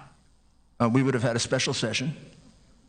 They would have canceled out the vote, and they would have designated the electors for Hillary Clinton, Bill Clinton, or some other scoundrel like that. Objection, Your Honor. It's just Without wackadoo. much. Sustained. Now I understand That we're is not wackadoo. them, and I don't want us to be them. That's why I'm a Republican. We're not crooks. They're crooks. Democrats are crooks. But we also don't have to be suckers. We don't have to allow them to We don't have to intimidate join us, the military. allow them to con us, allow them to make fools out of us, allow them to shove down our throat a vote that we know is false. Explain to me how your governor certified that vote today. Fortunately, I can't be What's in wrong those with him? You want me to say on the What's mic wrong with him? what I think what's wrong with him? Yeah, what's wrong with him? I don't know. I have an open mind. I've got an open mind to what's wrong Want to let with her him. answer the wackadoo No question? neutral I want to hear what observer Brickhouse says. could possibly have signed that. She's mighty, Certainly not a mighty. Republican. Let her answer I mean, it. he has 200 of his citizens He's been bought and paid testifying for. that it's a fraud. She said. The number of votes that they cheated on, I just I keep never thought I'd counting say them, this, and that's but why I Rudy, shut asked. up. We're well over 100,000. We have acts of fraud that are astounding in America in this day and age. And he hired a voting machine company that's a disgrace. Someone should figure out, what kind of competence you have in your state government. Wow. That you hire a voting machine company that specializes in fraud. Remember when Michael Cohen said that Trump would throw everyone under the bus? And sends our vote out of the country. And I'd like to know from the governor, did he know that? I think he did. Did he know that our vote was being sent out of the country? No, because it's not. Exactly why That's was not our a vote thing. being sent out of the country? And if he didn't know it, he got a real serious problem. And if he did know it, he has an even more serious problem. But tell me what's wrong with him. Why can't he just give Now, us let an her answer. honest... He Let wouldn't her even answer. meet with me. He doesn't want to hear these. It's like, don't show me the facts. Please. Don't show me the 30 or 40 or 50 of my citizens who swear under oath that this happened. I don't want to talk to Brickhouse again. I Can you swear give me to any God. explanation I can bring back to the president? I think he was, in my personal opinion, I think he was bought and paid for. Yeah, you said that. Along with who? Along with, I didn't expect that answer. I think that was a rhetorical question. it is a rhetorical question. Representative Biasucci. You're entitled to your opinion, and I will take it into consideration. I did used to do that for a living. But I also believe they had attacked the microphone. Mr. Sucri, thank you. He knew about all these problems with the Dominion system because he knew about the problems with Dominion and Smartmatic and... Oh, absolutely, because I personally sent him a lot of information before he decided to go So ahead. I assumed, maybe wanting to give them the benefit of the doubt, that maybe they didn't do a good job of vetting the company, because I can't imagine a governor presented, first of all, presented with the notion that any foreign company is going to count our vote. Even an ally is abhorrent. We should count our own vote in the United States. We do. Thank you We very do. much. Mr. Chair, to that. Now you give me a company that's not just Canadian, but sends the ballots to Germany. Not just Canadian. With a connection with a Venezuelan company. No. All he has to do is go back and read my Congresswoman's letter of 2006, in which she says it's not possible to discern the true owners of Smartmatic. The owners are hidden. Smartmatic has been associated with the Venezuelan government led by Hugo Chavez, which is openly hostile to the United States. She concludes, Smartmatic and Bitzer provided the voting machines for 3 frauds. Smartmatic worked with a company called Sequoia. They were thrown out of Chicago. And guess who bought Sequoia? Dominion. All you have to do, you don't have to get Morgan Stanley or Kroll to do this investigation. You just take out your iPad, put in Smartmatic and Dominion, and with a little reading, you get all this. Although some of it now has been, sanitized, but what a we kept surprise. it. The Congresswoman's letter from 2006. It's a matter of laziness or incompetence, and they never got it. You're telling me he knew this? Yes. Wow. Okay. Wow. Wow. Okay. Please. Thank you. Mr. Biasucci. Thank you, Mr. Chairman. Has Trump won Linda, yet? Thank you for being here, and I appreciate all you've done, for the party. And something you said that really bothered me to even hear this is even a possibility. But you mentioned that in the duplication room, you saw Trump ballots counting as Biden ballots, Biden votes, right? Trump votes were being counted as Biden votes. Now, I just want to be clear here. I mean, you gave an affidavit, right? This is under oath. This is the truth. You witnessed that happening. Yes, sir. In More the room. than once. More than once. And the explanation from the supervisor was what? All right. I am not going to listen to this. If you have to be removed from the building, you will be. You're interrupting testimony and questioning. End it. None of it's official. Mr. Biasucci. Thank you, Mr. Chairman. Ms. Bergman, if you could just repeat that for one more time, and what was the reaction from the supervisor when you asked him that question? Mr. Chairman, legislators, we reported this ballot default in the screen as a Biden Democratic ballot. We reported this to the supervisors and others in the room, commented that they had witnessed the same manipulation at other times. We were never told what, if any, corrective action was taken. Nothing that I know of had ever been corrected. And as I believe I mentioned right after that, I was yelled at, reprimanded the next day by my own supervisor for causing trouble and bringing up things that I shouldn't have been bringing up. Thank you. Thank you for clarifying. Yeah, thank you for clarifying. Senator Allen, please. Thank you, Mr. Chairman. Linda, it's so good to see you again, and thank you for hanging in there and doing the work that you're doing. Oh, wow. Wow. I just would like to all of that. Bring up what the Maricopa County supervisor said in their letter when they certified the Maricopa County vote. They said the Dominion tabulation equipment was vetted by a bipartisan equipment advisory committee before the contract was finalized. The committee tested the functionality and accuracy of the tabulation equipment before it was used in any Arizona election. The Dominion tabulation equipment met mandatory requirements during the accuracy test before the presidential primary and general election. And after each of these 2020 elections, the hand count audit shows the machines generated an accurate count. And so it's interesting to hear as you talk about being there as they're testing the machines and all the breakdowns and the problems that went on. Were the supervisors not made aware of the problems that came up when you were doing the audit? I find it difficult, Mr. Chairman, legislators, I find it difficult that they weren't aware of it, because I was aware of it. How does that make any sense? I find it difficult that they weren't aware of it.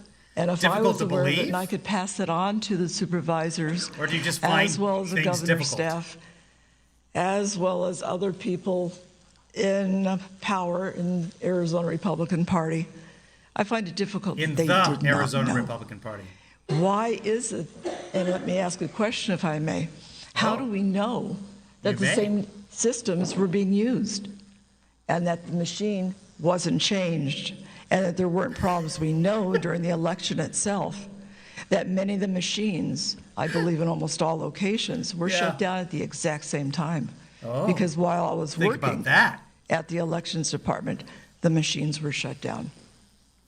Well, and Mr. Chairman, if I may, thank you for that. I'd like to follow up on the duplication. How many duplication did you get to see? Because the previous person that gave testimony, I asked this question about my concerns over the duplication thing. Who is there being sure that it's entered into the machine properly and correctly and it's observed? So can you tell me more about that process? How's that done, the duplication process? Okay. This was only for the general election now, because I worked it also during the primary, so I'm only speaking about it for the general. A machine is put before you, about, I would say this high, this wide. And the actual ballot, the person's ballot, your ballot, sir, could be on the left-hand side. Okay. A blank ballot is then placed on the screen, the same screen, and we are to duplicate the votes from the person's ballot over to the right with the intent, and that's the magic word, the intent of the voter. Most of the things that go through the duplication room, not the adjudication room, are because they're soiled or they're damaged. They could be ripped. There could be a number of reasons why it wouldn't go through the tabulation machine. So we had to duplicate it to a clean ballot. Yeah. My Democratic partner, whom I worked with for quite a while, I worked in there for a good 4 days, probably 8 to 10 hours a day. These are all good questions, so Allison. We did this on a number of ballots. So you asked me how many ballots. We could get through a ballot in about 15 seconds. So figured out over a 10-hour day, over 3 days, that's how many ballots we could see. When we had a chance to go ahead and start moving all the names from the original ballot over to the sample ballot, some of those ballots were already completed. They were pre-filled out with names. So we had to go ahead and erase all the names on the right-hand side. Could have been Democrat, could have been Republican, could have been independent. We didn't look. We just had to erase all those existing names that were already inputted on those ballots on the duplicated one. Input? We started moving the names over, and we would check each other as a Democrat and Republican to make sure that we were correcting each other. No supervisors, no observers were behind us at all times. The observers, which were very few and far between in that room, never came back to where we were. We were behind the adjudication room. So it was difficult at best to see anything. You can say input, and it's still, it's a real full word. wall there. Nobody could see through it. It should be input. Unless you're Superman. We started moving all the names from the actual ballot over to the regular ballot. Again, we had to even move all the ballots if they were 2 for Trump, one that was handwritten, one that wasn't. So it wouldn't be counted at all because we were told it was an overvote. We had to follow the exact same ballot. When we were ready to push pass through at the very bottom, it was just vote okay. We could see that all of a sudden the ballot was being reverted back to either a Democratic Biden ballot, or, and this didn't happen every time, but more often than not, it was going back to a Democratic ballot, or it would just revert back to whatever names had been on that ballot. Well, this can all be audited. So we could never judge whether that ballot was actual, and we didn't have any recourse. We couldn't go back. Once it's in the system, it's in the system. Once it's in the system, in other words, you couldn't correct it, because once you push the button, then it's in the system, and you can't go and say, wait, Dave, that's not what I entered. No, not once it's already through, no. The only other time that we would have an option to be able to see that ballot is at the very end of the day when we would, at each team, would get a whole list of how many ballots they had looked at. We would, if there were any problems with it, we would check on that mimeograph form to see if it was correct or not correct, or if a certain judge was put in or not put in. If, you know, whatever that voter intended. If it still seemed to be a problem where my partner and I didn't agree with the way it came across, we could go to our supervisor, who gentleman's name was Bruce, either Bruce or John. We would go to one of them and ask them, would you please check the machine or check your records to see if these were correct? And we had a number of times that we had to go back in, and they said, yeah, this is the vote that was put in. And it was... She says mimeograph, but clearly she's thinking film strip. Thank you. But we couldn't change it at that point. Mrs. Berkman, I have a question for you, and it's been alleged, and I don't know if, I know that you have had something to do with Bruce or John, either one. Machine certification and all that. Was one of them, It's been did they look a alleged little that there were Asian? certain machines that were swapped out on the day of the election that were actually not certified.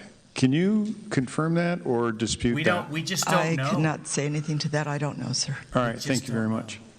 Mr. Giuliani, do you have any more questions? Just a few, because I'm struck by the fact that we're kind of ending where we began. Nowhere. We still have Colonel Colson, Phil here testified at the very beginning about Dominion, and now Ms. Brickman is telling us pretty much the same things. I didn't realize that you know quite a bit about Dominion. I'm learning very quickly. And is it correct that it has an association with Smartmatic? Yes. And Smartmatic is a Venezuelan company that was started by Chavez in 2003, 2004, for the purpose of fixing elections. Yes, sir. And then Smartmatic worked with a company called Sequoia. I'm trying to simplify this. And Sequoia did an election in Chicago that was, even by Chicago standards, so bad that they fired Sequoia and Smartmatic. Can you imagine how bad it was for Chicago to fire them? And then there was a congressional hearing that's in the record, in the congressional record, from which I read you Carolyn Maloney's letter. Yeah. All you have to do is read her letter, and it tells you that the company has Venezuelan origins and was invented for the purpose of fixing elections. Okay. And then, because you couldn't use the name Sequoia or Smartmatic anymore, Dominion acquired Sequoia, which had all the Smartmatic software and had all the Smartmatic sneaky games and algorithms in it. Right. So you're just which also saying what involved you said Chinese before all technology. Day. And they started using it under the name Dominion, but would never disclose the history.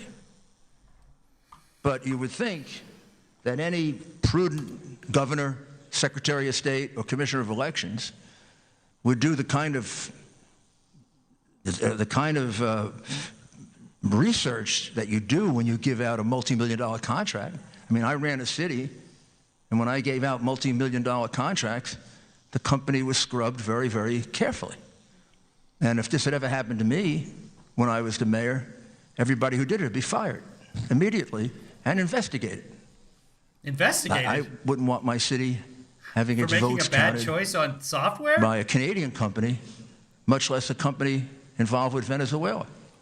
So you are corroborating the facts that our expert witness gave at the very beginning. Well, they've all been audited in the state of Arizona. So they do audits on every single county, and everything's come up just absolutely golden. So if they are evil masterminds, they're masterminds. Beginning of the hearing, and I really appreciate very, very much your contribution. And also because Dominion has created this problem all over our country. It's not just here in Arizona. You shouldn't feel alone. Our country was victimized. Well, then we really need to look at the states that Trump won in that used Dominion. All of them. Let's tear this thing apart. By these people in a very, very horrid and disgusting way. And thank you. Representative Townsend. Thank you, Mr. Chair, and thank you, Linda. I have a couple quick questions for you. First one is, do you think what we're doing here today is useful or a waste of time? Mr. Chairman, legislators, I think it's very time. Definitely something that we needed to be done. We need to go ahead. Why ask that question? Like, shouldn't you know? Whether we have the governor behind us or not, he's never been behind us and never will be. This is something that you, in your right minds as American citizens, as voters in Arizona, need to do for us. And Boy, if she could just match up those baubles around her neck with that outfit. Freedom clap. I believe that this is not in vain. Some have called it a dog and pony show. I think that it's showing the public what we're dealing with, and I hope it shows our leaders that we need to look into this further. Are you familiar with the DEF CON conferences that the Maricopa County Recorder has sent staff and himself to on taxpayer money? Are you aware of that? No, I'm not. I'm sorry. Well, let me read you the So let's not follow up with that. Let's move on then. 2 years ago. Shall we? It says, this is the third year we've hosted the voting village, and this year we were able to give attendees access to over 100 machines, all of which are currently certified for use in at least one U.S. jurisdiction. The units tested included direct recording electronic voting machines, electronic poll books, ballot marking devices, optical scanners, and hybrid systems. The hackers at DEF CON once again compromised every single machine over the 2.5-day event, many of them with trivial attacks that require no sophistication or special knowledge on the part of the attacker. And I'm gonna go ahead further on in the comments. In too many cases, physical ports remain unprotected, passwords remain unset or left in default configurations, and security features of the underlying commercial hardware are left unused or disabled. Okay. In addition to showing the security do we know that that's Dominion that they're speaking of specifically? Voting Village's team report shares. Oh my God, should we skip ahead? This is important. It's strong recommendations. It's not important. For improving election security, most notably the urgent need for paper ballots and rigorous post-election audits. So what we've done here today, I think, is established that we need a rigorous post-election audit. They also go on to recommend that people get the attention of their elected representatives. That's what you guys have done here today. I appreciate that. And so thank you, Adrian Fontes, for bringing this to our attention. Yeah, Dominion's that we used in a do lot need of to states. have rigorous post-election audits and that these machines are not secure. I also want to mention briefly that in Texas, 3 generations ago, that the county supervisors had talked about that these election machines, excuse me, they rejected it. She just run out of calories or something? And we haven't done anything this time to make sure that that rejection was corrected. How do you feel about that? I think they should all be rejected in every one of the 6 swing states. Obviously, Arizona, which how it's happened, I'll say it again. Yeah. I think it was bought and paid for by a few people at the top, and that's why it was not taken care of. But this needs to be done in every single state, not just the 6 swing states. 6. Thank you, Mrs. Brickman. She's mighty. Kelly left. Okay, are these something that's already been covered, or? It's the clarification on the write-in ballot. And then I have a question for Mr. Mayor Giuliani that he made a comment during his statement. All right, please proceed. Thank you, Mr. Chairman. I think it has to be clear. I'm confused a little bit. You covered it, Mr. Chairman.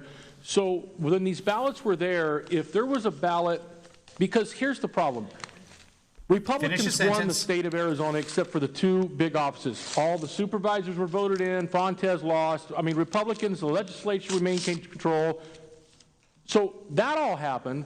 But what you mentioned was that if a check mark was for President Trump and then a write-in candidate, even if it said Trump, that ballot wasn't counted? That's correct. Okay, that's what I think needs to be clear. Thank you very much. And Mr. Chairman, Mayor, did I hear you correctly that says, and you haven't said it at all today. Could be 40 by now. Did you ask to meet with our governor, Doug Ducey, and he declined to meet with you? Yes, sir. I texted him yesterday, the day before yesterday.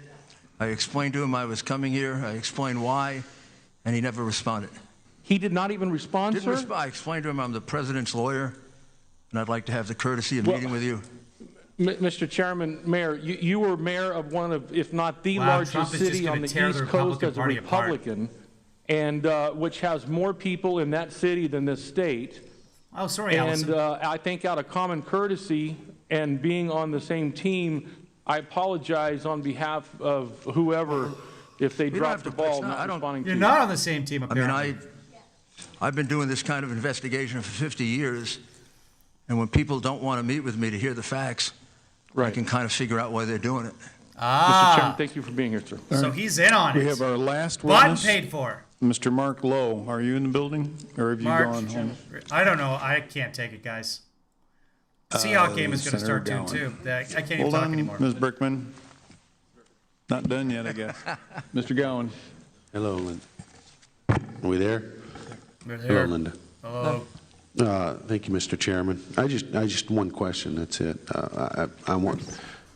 Sounds like you're verifying what the Colonel spoke about earlier. When I saw in your first issue here, where signatures were for verification and the standards, you were saying at first they were high, and then they continued to. Oh, hi, D. Get lower and lower standards, and then finally there were no standards, and I heard a couple others who were earlier saying there was like chicken scratch, but they were just saying let's get through that. That's correct, because we were told by our supervisors in the room that too many rejections of ballots had been thrown back because of not being able to verify the signature, that it didn't match the original ballot or the original signature when the person registered to vote. So they said speed it up. So they directly told you that. So there in your opinion, there are ballots out there that were counted as a vote that the signature was not verified on an early ballot. Or there was no signature at all on the outside of the ballot. It was just a scribble, or some people signed with a heart. It was not a valid signature. Thank you, ma'am.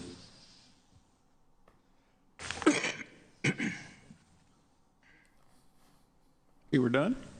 Yay! All right. Thank you very much, Mrs. Brickman.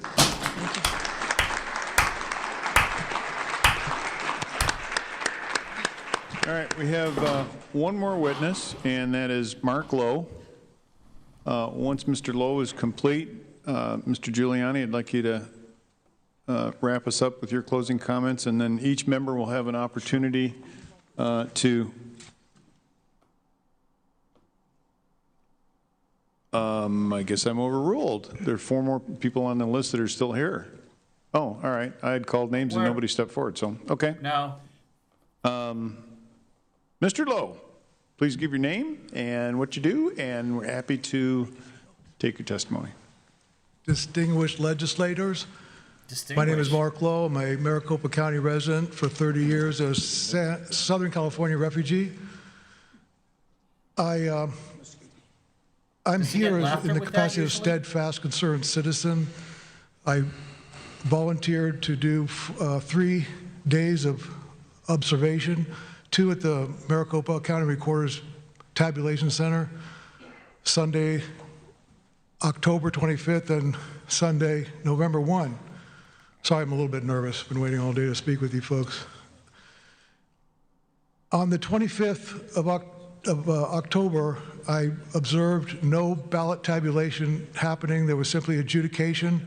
Approximately 12% of the vote of 100,000 votes a day needed to be adjudicated to determine the value or the voter's intent. So I watched that and got a good cook's tour of the entire operation. Everybody seemed to be cooperating with doing their job and being very open and transparent. Okay, when thank I you for your time. approached the gentleman who was running the Dominion machinery and computer software, and I don't have his last name, I have his first name. I'm trying to get his last name, because I had indicated that I was concerned that using a computer such as that a 14-year-old could hack into the system and change the votes at any point in time. And he kind of laughed and chuckled and kind of just shrugged off my concerns.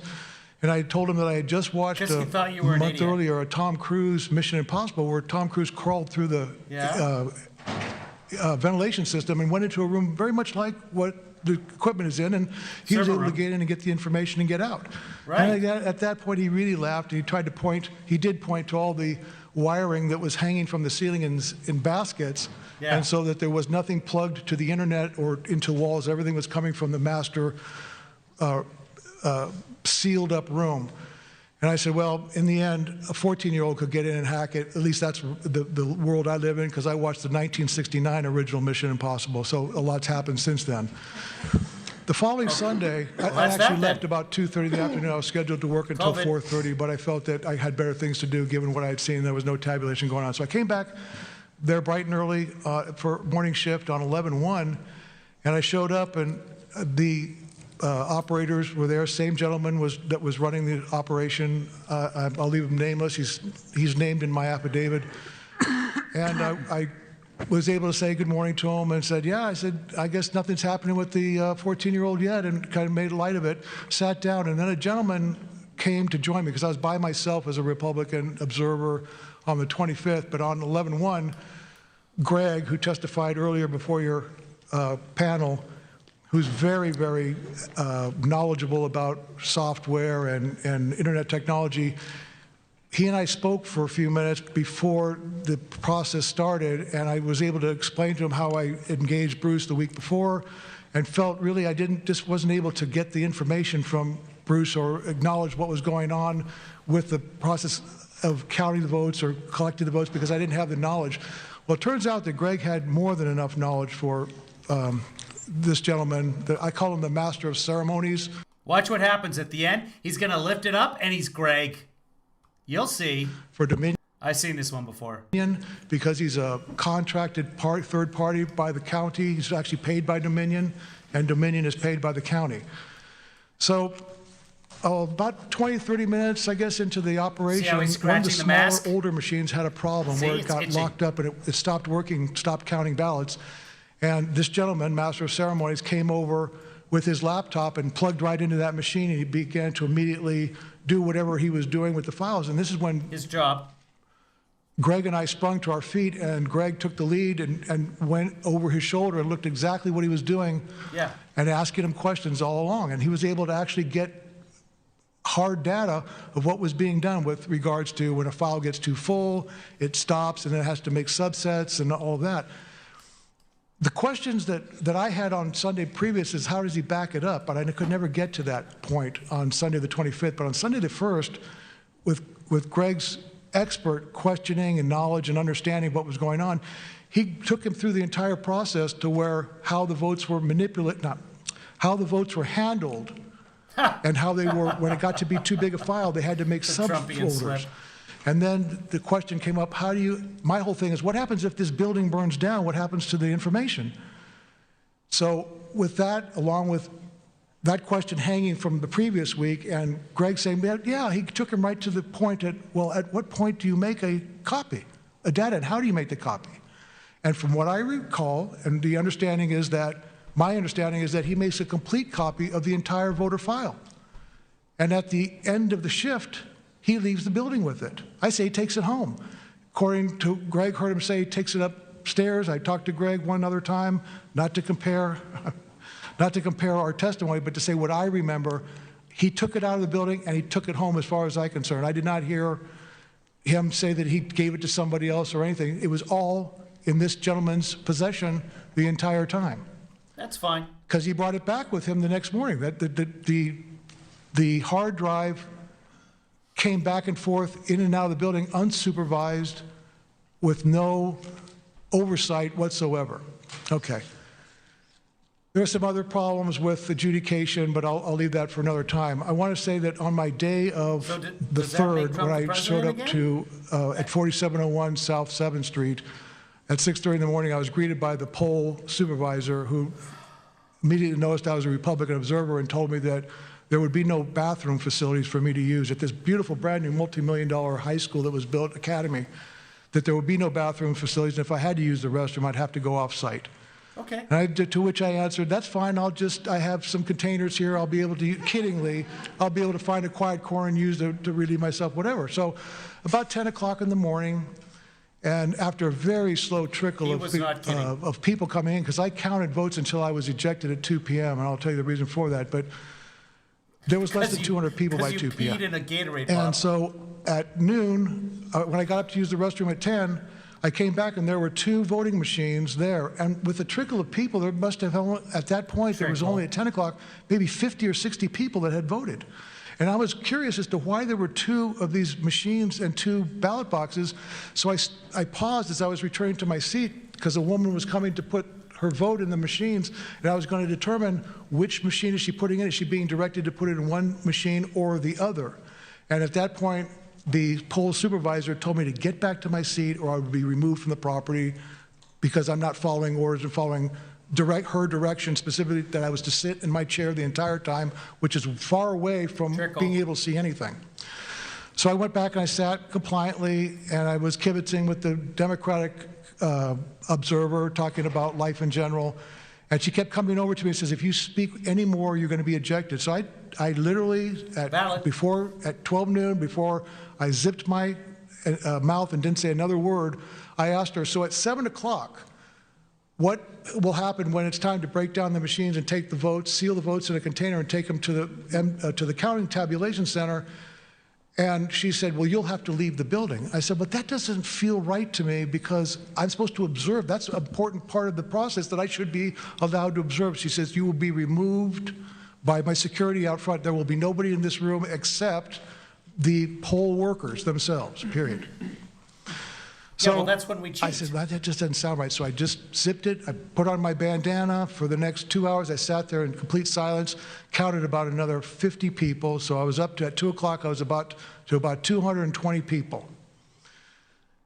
And at 2 o'clock, I'm sitting there and I'm realizing I'm not going to be able to be here at 7 o'clock, and there's really not much else I can see what's going on. So my time here, I could better serve someplace else. So I noticed that a woman came in with her sealed ballot, mail-in ballot, a Hispanic woman, could not speak a word of English. I speak Spanish, and I heard her say, I have this ballot, but I want a new ballot. I want to vote differently. So she immediately, this poll supervisor handled her kit gloves, right on it, concierge services, because she was the only person in the building at that time.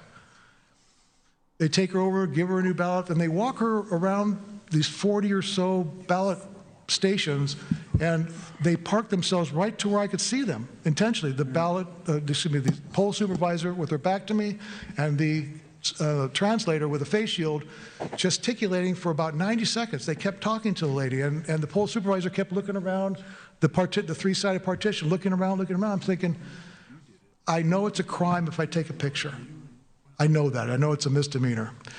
But no one will believe me if I don't capture what's actually going on. So I took my phone out surreptitiously, I put it up, and I took a snapshot, got one, took another snapshot instantly after because the guy kept pointing, gesticulating. I didn't take a movie, I just took two stills, and immediately the poll supervisor wheeled around on our heels and was in front of me in 5 seconds, says, please leave now. If you don't leave now, I'll have security drag you out.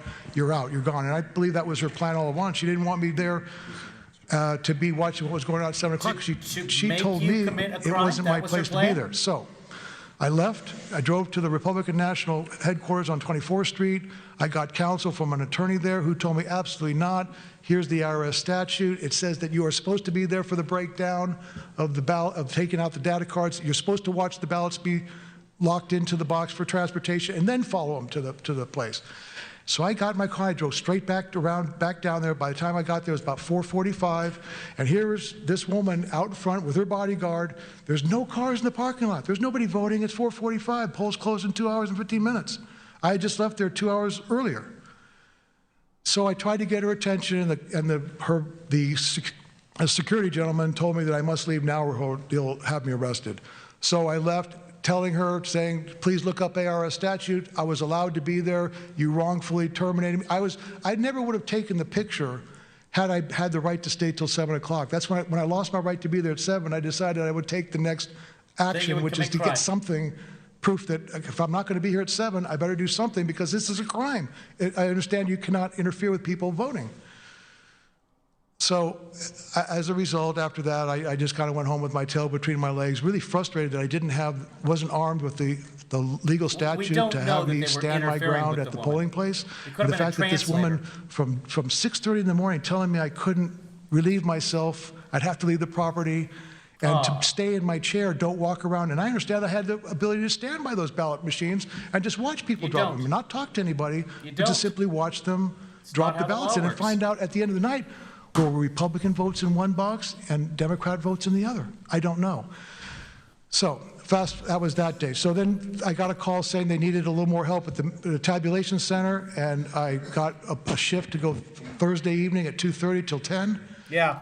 I only lasted about an hour because I asked questions about the process, and I was considered rude by the person who was running the situation for asking those questions. And here's my concern for that, is that there was no tabulation going on, no counting, but they were transferring overseas votes from printed PDFs onto digital screens, creating votes, which would then, I understood, to be later to be printed out and then counted. But my problem with that was that I noticed there was a handwritten serial number on each one of them, and I can't touch it, so I had to wait till they moved it, and then I had to wait. It takes time to figure out about those. And I went to another station, and it was only 100 difference. Another station, like 3 stations down, and the serial numbers were only off by 100. I thought, well, that doesn't seem right, because if there's 100 in each stacks, that should be, the number should be at least 200 or 300 difference. So when I asked the woman, it was my final questions, I said, where are these ballots, portals, where's this being printed? And she tried to make it seem like it was a federal thing, and then she admitted that, no, this is a county recorder thing, and it's in a secure room somewhere, a secure portal room. I said, so it's run by the county? Yes. Who's supervising that? Is anybody giving oversight? No. So ballots are being created, they're printing off of a ballot, and then they're putting a serial number on it, and then they're giving it to people to upload it into the machine. Fair enough, but there's no supervision when it comes out of the printer. What are you printing from? None of that. And then I asked my final question was, is there any way I can find out how many votes were put in for the precinct down at at the polling place 4701 South 7th Street? And she sent one of her witnesses away, and in 3 minutes she came back and said 524 votes were turned in. And I said, no, I don't think that's correct, because between 2 o'clock in the afternoon, again, this is, my opinion, but there were not. Right. There are 4 individuals that are here that we would like to make sure that we have their testimony in the form of an affidavit. We've got the names. I'll get those to Ms. Ellis, okay. But we're going to have to wrap this up. Yeah. So, Mr. Giuliani, would you like to have a closing statement? Sure, and I would like Jenna Ellis to conclude it. I'll be very brief. I'll just review the facts. Thank you, sir. We had a long and very disturbing day. I didn't expect things to be this bad. frankly. I did. It's a much worse situation than I realized before I came here. The fraud is much more blatant, more wide open. The whole situation with the Dominion machine is really a national security problem. If you think about it carefully, it's not just Arizona's problem, it's Michigan's problem and Pennsylvania's problem, but it's also the United States problem, that our votes are going overseas. They're not. Whether they're connected to China or Venezuela or not. No testimony today proved any of that.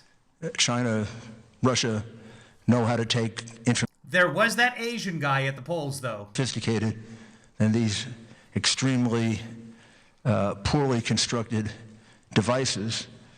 And I remember 4 years ago, we were really upset about the bogus charge of Russian collusion involving some emails that all turned out to be true. What? They weren't properly obtained, but the information in them turned out to be true, which people failed to realize. And the charge of Russian collusion turned out to be false. And now when we look back on it, the person who colluded with Russia was Hillary Clinton, and the person who got money from Russia was Joe Biden. Now we're facing not a false charge of collusion. Because today we're wasn't facing crazy multiple enough. charges in multiple states. Hillary's emails. Of a unheard of in our history invasion of our sacred right to vote. We had a long session today, difficult session. Yeah. And it began and ended pretty much the same way. It began with the colonel pointing out that the Dominion machines that you were using in Maricopa might as well just been wide open computers that anybody could hack into, anybody had access to. And just in case it was hard to do it, there's plenty of testimony that despite the fact that they said there were no connections to the internet, your counting rooms and voting rooms were filled with internet connections. There's And no just in testimony case, you might of that. remember that chart on the wall that I can't understand with all those arrows and things like that. You can't understand it. That's the traffic that was going on from your voting machines and your calculating machines to the rest of the world. No, So it's not. there's scientific That's proof not what that chart that showed. they were communicating hundreds of thousands of times, if not Incorrect. more. Which is totally inconsistent with the idea that a voting machine is, as you said, Mr. Chairman, it should be a self-contained unit. The votes go in that box, and they remain in that box. And no one can have access to it except the officials who are going to count the vote. And then it should remain there so we can audit it. It shouldn't be able to be changed the way it was here. We showed you how they changed it in those 2 elections in Michigan. They just switched the vote after it was over. Well, if they did it in Michigan, you've got to find out if they did it in Arizona. You can't certify this vote and not know just the extent. It's been audited and certified. The extent to which Dominion changed the vote. That's their expertise. Well, they told me I had to leave at 7, so I just burned the whole fucking place down. I mean, I wouldn't have done that if they hadn't told me to leave at 7, but I mean... Your state government will not make available the machines. You make the machines available to Phil, I bet he can get you an answer in 3-4 days. Right, Phil? Am I being too ambitious? No, sir. 3 or 4 days. So I challenge the governor who doesn't want to meet with me, maybe meet with Phil and turn over the machines. I'll meet with you. And let Phil see, are we telling the truth when we say I got a hot young reporter who wants to meet with you. Trump. But we don't even have to rely on that. I asked, you might know, all your witnesses, our witnesses, your witnesses, I asked them to do the best they could to estimate the number of ballots that went through, mail ballots that went through without any observation by a Republican. Because that's completely illegal. That's the central part of their conspiracy. My salad bowl because fell, they but did nothing that broke. in every other state. They did it in Pennsylvania. They did it in Michigan. Yeah. They did it in Nevada. Didn't. They did it in Wisconsin. And they did it in Georgia. What about the states that Trump won? It can't be an accident that they did the same thing. And they did it in the big cities where they could manipulate the vote better, not in the whole state. Same plan, same pattern, same thing. So in Pennsylvania, it turns out to be about 827,000 votes that were entered into the box without a single Republican around. And, you know, they could have been cast all by Mickey Mouse. We have no idea. Those votes are... Unless it was Mickey Mouse who was dead. Here's Rudy in front of a judge. Should I apply in this case? On a motion to dismiss? Well, I mean, I think the normal one. Are you arguing then that strict scrutiny should apply here? No, the normal scrutiny should apply. If we had alleged fraud, yes, but this is not a fraud case. This is not a fraud case. That's when he gets in front of a judge, when it's not just talking in front of the at a Motel 6, that's what he says. The volume won't come up for me here. Come on, show me volume. 20,000 for Janice Bryant. Leslie Minkus, approximately 100,000, the 55 tables. Judith, I'm forgetting Judith's last name here. Brickhouse! 162,000, and Kathleen Alvey, 200,000. Oh, that's why he was adding up those votes. Go back and check that. My arithmetic may be a little off. All of these are relevant numbers from asking people to guess things votes. Of which they have no that's idea. A lot of votes. Yeah. That goes beyond just determining. So that was his plan, to add up he was going to ask people random questions about numbers of which they would have no concept, and then at the end he's going to add it up and tell you that's a lot of votes. From the people of Arizona. And they're going to say, well, if you cancel out the 769 votes, 769,000 votes, Fatlock. You're denying them the right to vote. No, you're not. You're reaffirming the right to vote of your other 4 million people who cast an honest ballot.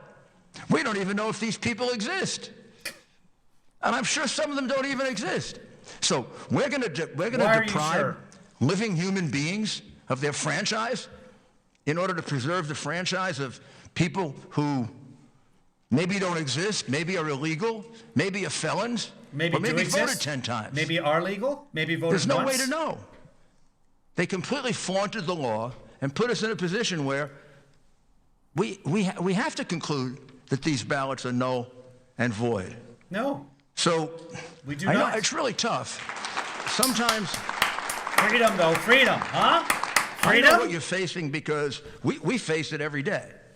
We face horrible threats, ridiculous things said about us. I have now come to the conclusion that I'm proud that I'm called those names by people like that. Sometimes I just melt. It makes me melt. very proud of myself, and I think my mother and father, who both are dead, but taught me to be a patriotic American, are proud of me also. Regularly. So I don't really give a damn what they say.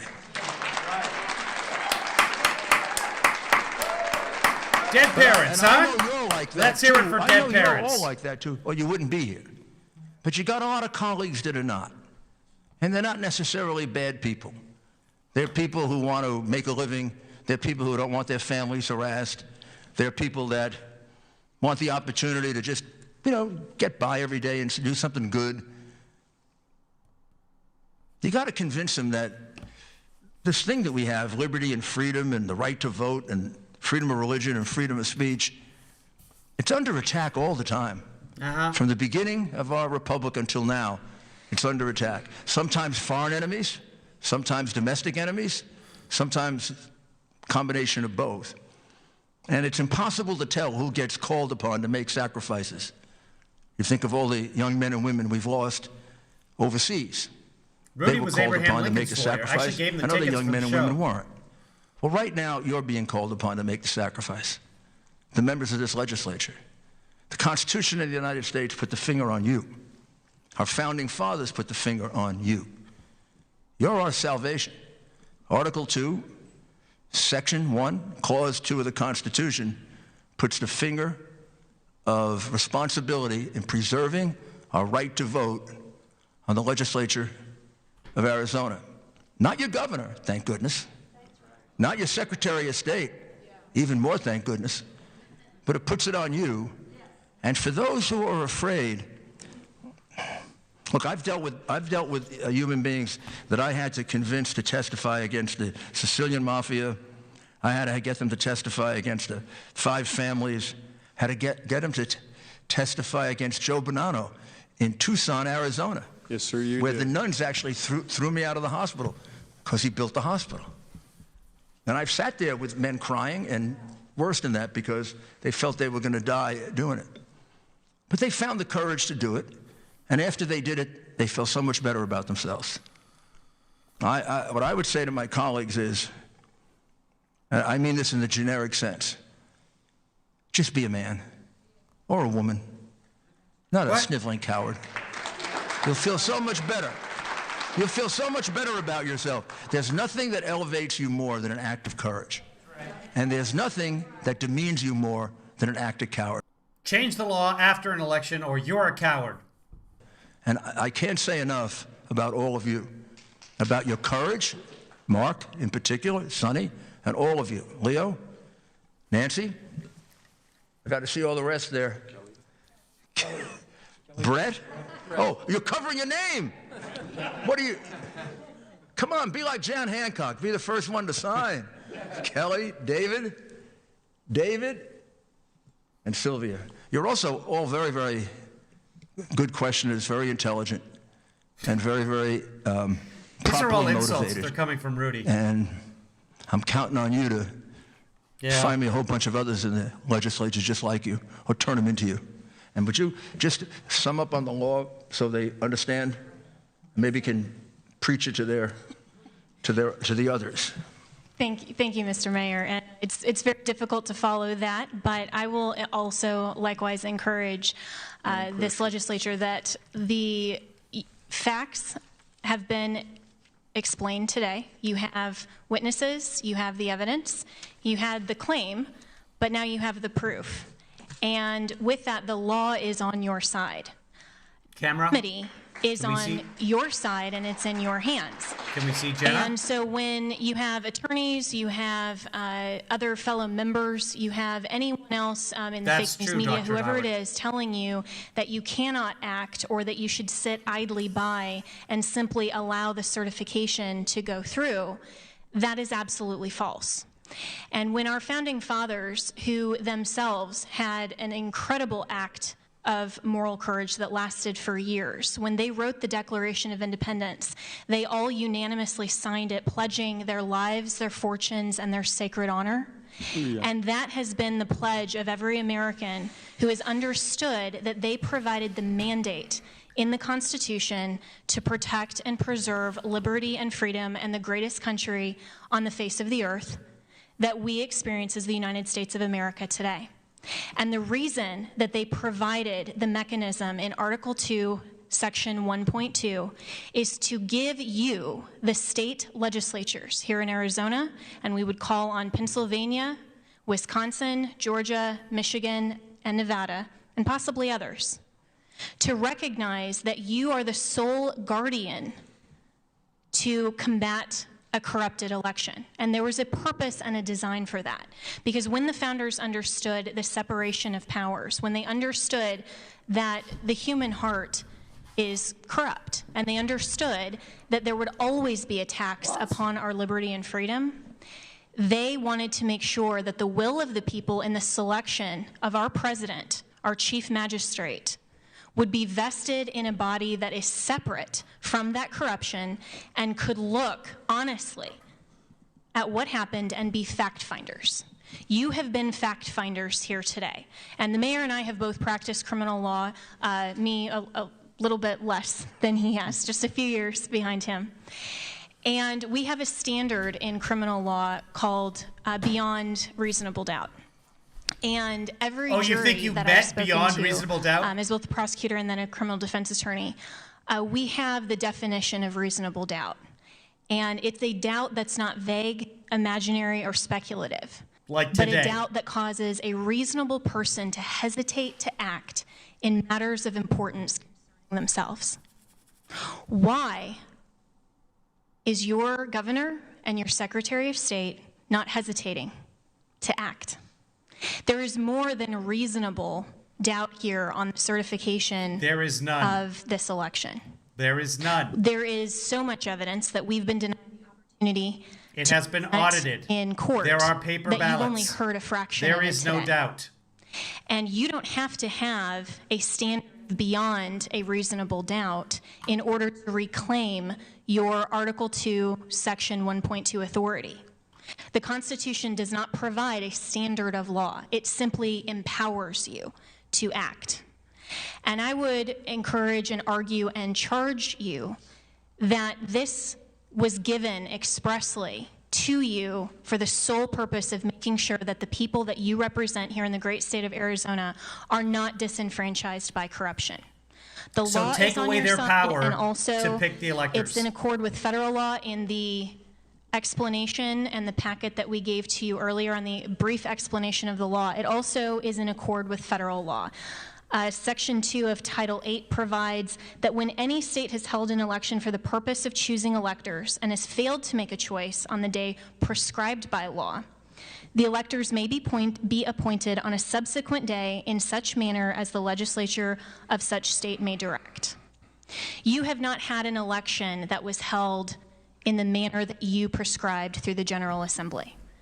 Yeah, Every person that has testified today, whether it's a fact witness or an expert witness, has given you a reasonable and rational basis to declare and find as a matter of fact that your law has been ignored and intentionally disregarded. You can make that finding, and you should make that finding, and you should, according to not only federal law, but the U.S. Constitution, which is our supreme law of the land, and make that finding that you are reclaiming your delegates and that you will then certify them and choose them, appoint them in the manner that you as the state legislature designates. That is your authority. And don't let anyone tell you differently, because that is our United States Constitution that was specifically provided by our founders. This is not a political question. We don't, of course, we love our president. We are here on his behalf. But we are also here as American citizens. And I can tell you directly from my conversations with the president, and of course the mayor can as well, that he cares not just about this election, but about every future election. We have to preserve and protect election integrity, and it is up to the courage, as the mayor said, of every... You hear what she said? If the electors are not already appointed by the safe harbor day, which is the 8th of December, then the legislature can choose. The trouble is they've already been appointed, so... It's a legal one, and it's an American one. Thank you. Thank you, Jenna. It's also illegal, but... All right, members, if you would, let's start with our closing comments. Try to keep it to just a couple of minutes, and then when we get done, I'll set the expectation for what our work product will be going forward. Representative Cook, could you kick us off? All right, that's enough of that then. I'm done, guys. That's too much today. We're not even going to go back and cover what we missed, because we didn't miss anything in the 2 hours, 2.5 hours, or whatever I skipped. I know they had a lunch, and yeah, what a load of nonsense this day has been. Thanks for hanging out with me today. I appreciate it. I'm going to watch myself some Monday Night Football because my Seahawks are on. So, great. Go enjoy some football, guys. Go have a great night. I don't know what's up for tomorrow. We'll see what's up for tomorrow. I'm drained on this. It was just pure idiocracy. Then nothing, and even right at the end there, Jenna Ellis comes on at the end and says, if the electors haven't been picked by the appropriate date, then you guys get to pick. They're not even going for the changing of the law. They're going for electors don't exist. But in several of the states, the electors have already been appointed. So this is all just moot. It's like a cow's opinion. Nobody cares. Okay, guys, have a great night. Here's some closing credits. Take care of yourself. Remember to get out and vote early and vote often.